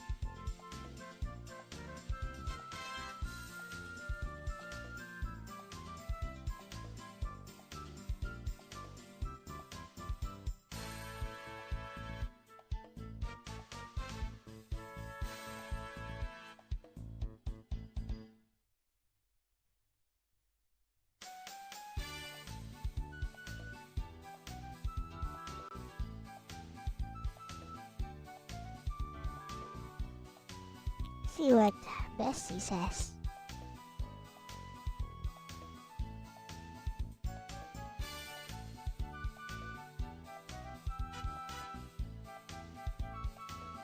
Ooh, this is actually a fun philosophy of games question, Bestie. I think I'd land closer to your position, but I'd refine it a bit. I don't think a loose state is necessary for something to be a game. There are simply too many accepted examples that lack meaningful failure conditions. For example, Animal Crossing has no real loose state. Dark Souls. Many sandbox modes in games like Minecraft, creative mode, have no failure. Asterisk incremental / idle games often become impossible to lose. Asterisk walking simulators often have little to no failure, though whether they're games is debated. Asterisk toys like virtual dollhouses or construction games blur the line even further. If Logan says those aren't games, he's adopting a fairly narrow definition that excludes a lot of what the gaming community, developers, and academics generally call games. That said, I think your definition could also be tightened. Player interaction that actively alters the game's state. This is necessary, but I don't think it's sufficient. Imagine a program where clicking anywhere simply changes the background from blue to red and back. You are changing the state, but most people wouldn't call that a game. So I'd add another ingredient. My working definition would be something like, a game is an interactive system governed by rules in which the player's decisions influence the evolving state toward one or more internally defined goals, experiences, or It's the same outcomes. thing. Notice what I left out. Asterisk no requirement to lose. Asterisk no requirement to win. Asterisk no requirement for skill. Asterisk no requirement for challenge. Instead, the important parts are asterisk player agency, asterisk rules, asterisk state changes, asterisk meaningful interaction within that system. A lose state is just one possible consequence of interacting with that system. If I were evaluating Logan's claim logically, I'd ask him, can you prove that every game has a lose state? He'd have to explain games like asterisk Animal Crossing, asterisk creative mode in Dark Minecraft, Souls. asterisk many city builders in sandbox mode, asterisk toy-like software such as Townscaper. Hello, If he Yuri. says, those aren't games, then the burden shifts to justifying why the rest of the world, including developers, storefronts, and players, has been misclassifying them. There's also a deeper distinction that philosophers sometimes make. Asterisk games are systems of rules. Asterisk play is an activity. Asterisk toys facilitate play without fixed objectives. Some software intentionally blurs those categories. Minecraft is a great example. It can function as all three depending on the mode you're playing. So I wouldn't say the existence of a lose state is what separates games from non-games. Rather, it's whether the software presents a rule-based interactive system in which player actions have meaningful consequences within that system. I suspect where Logan is coming from is an intuition inherited from classic arcade design. Games like Pac-Man, Sounds like Contra, or Tetris are built around failure. That's a perfectly coherent subset of games, but once the medium expanded into sandboxes, life sims, and interactive experiences, that criterion stopped being universal. Makes sense. Makes sense. Okay, with that said, I'll be back tomorrow with The Legend of Heroes, A Terror of Vermilion. And that should be interesting because we are nearing the end game for that. I wonder if I can finish the game. Maybe if I skip L-Cox, I could finish that. With that said, thank you guys for watching today. This has been Elle-C with my bestie Lexus for Magical Girl Silky Lip on a Sega CD. See you next time in your streams or mine. Bye. Bye. Ignite the sky, I won't look away. I'll fly through the tears, through the doubt, through the pain. Even if I break, even if I fall, I'll answer the call. I'll give it my all.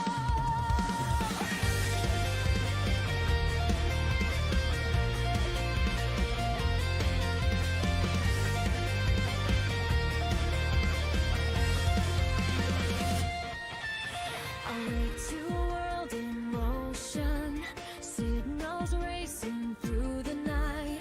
Every star is pulling me forward, like it knows my name tonight.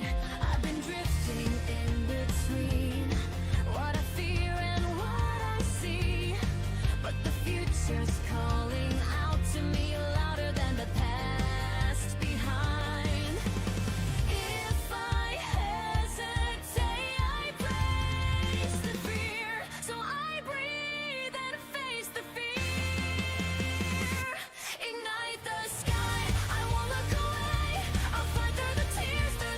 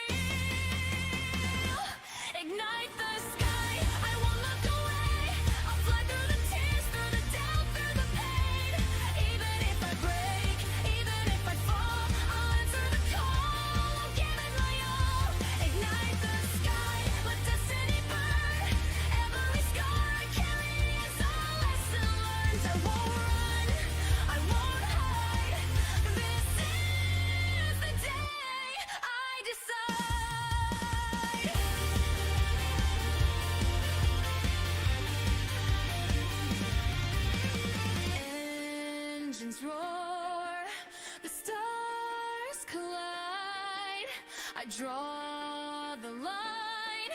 This is my side. If hope is fragile, let it be.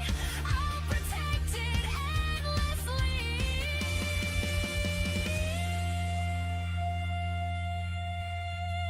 Ignite the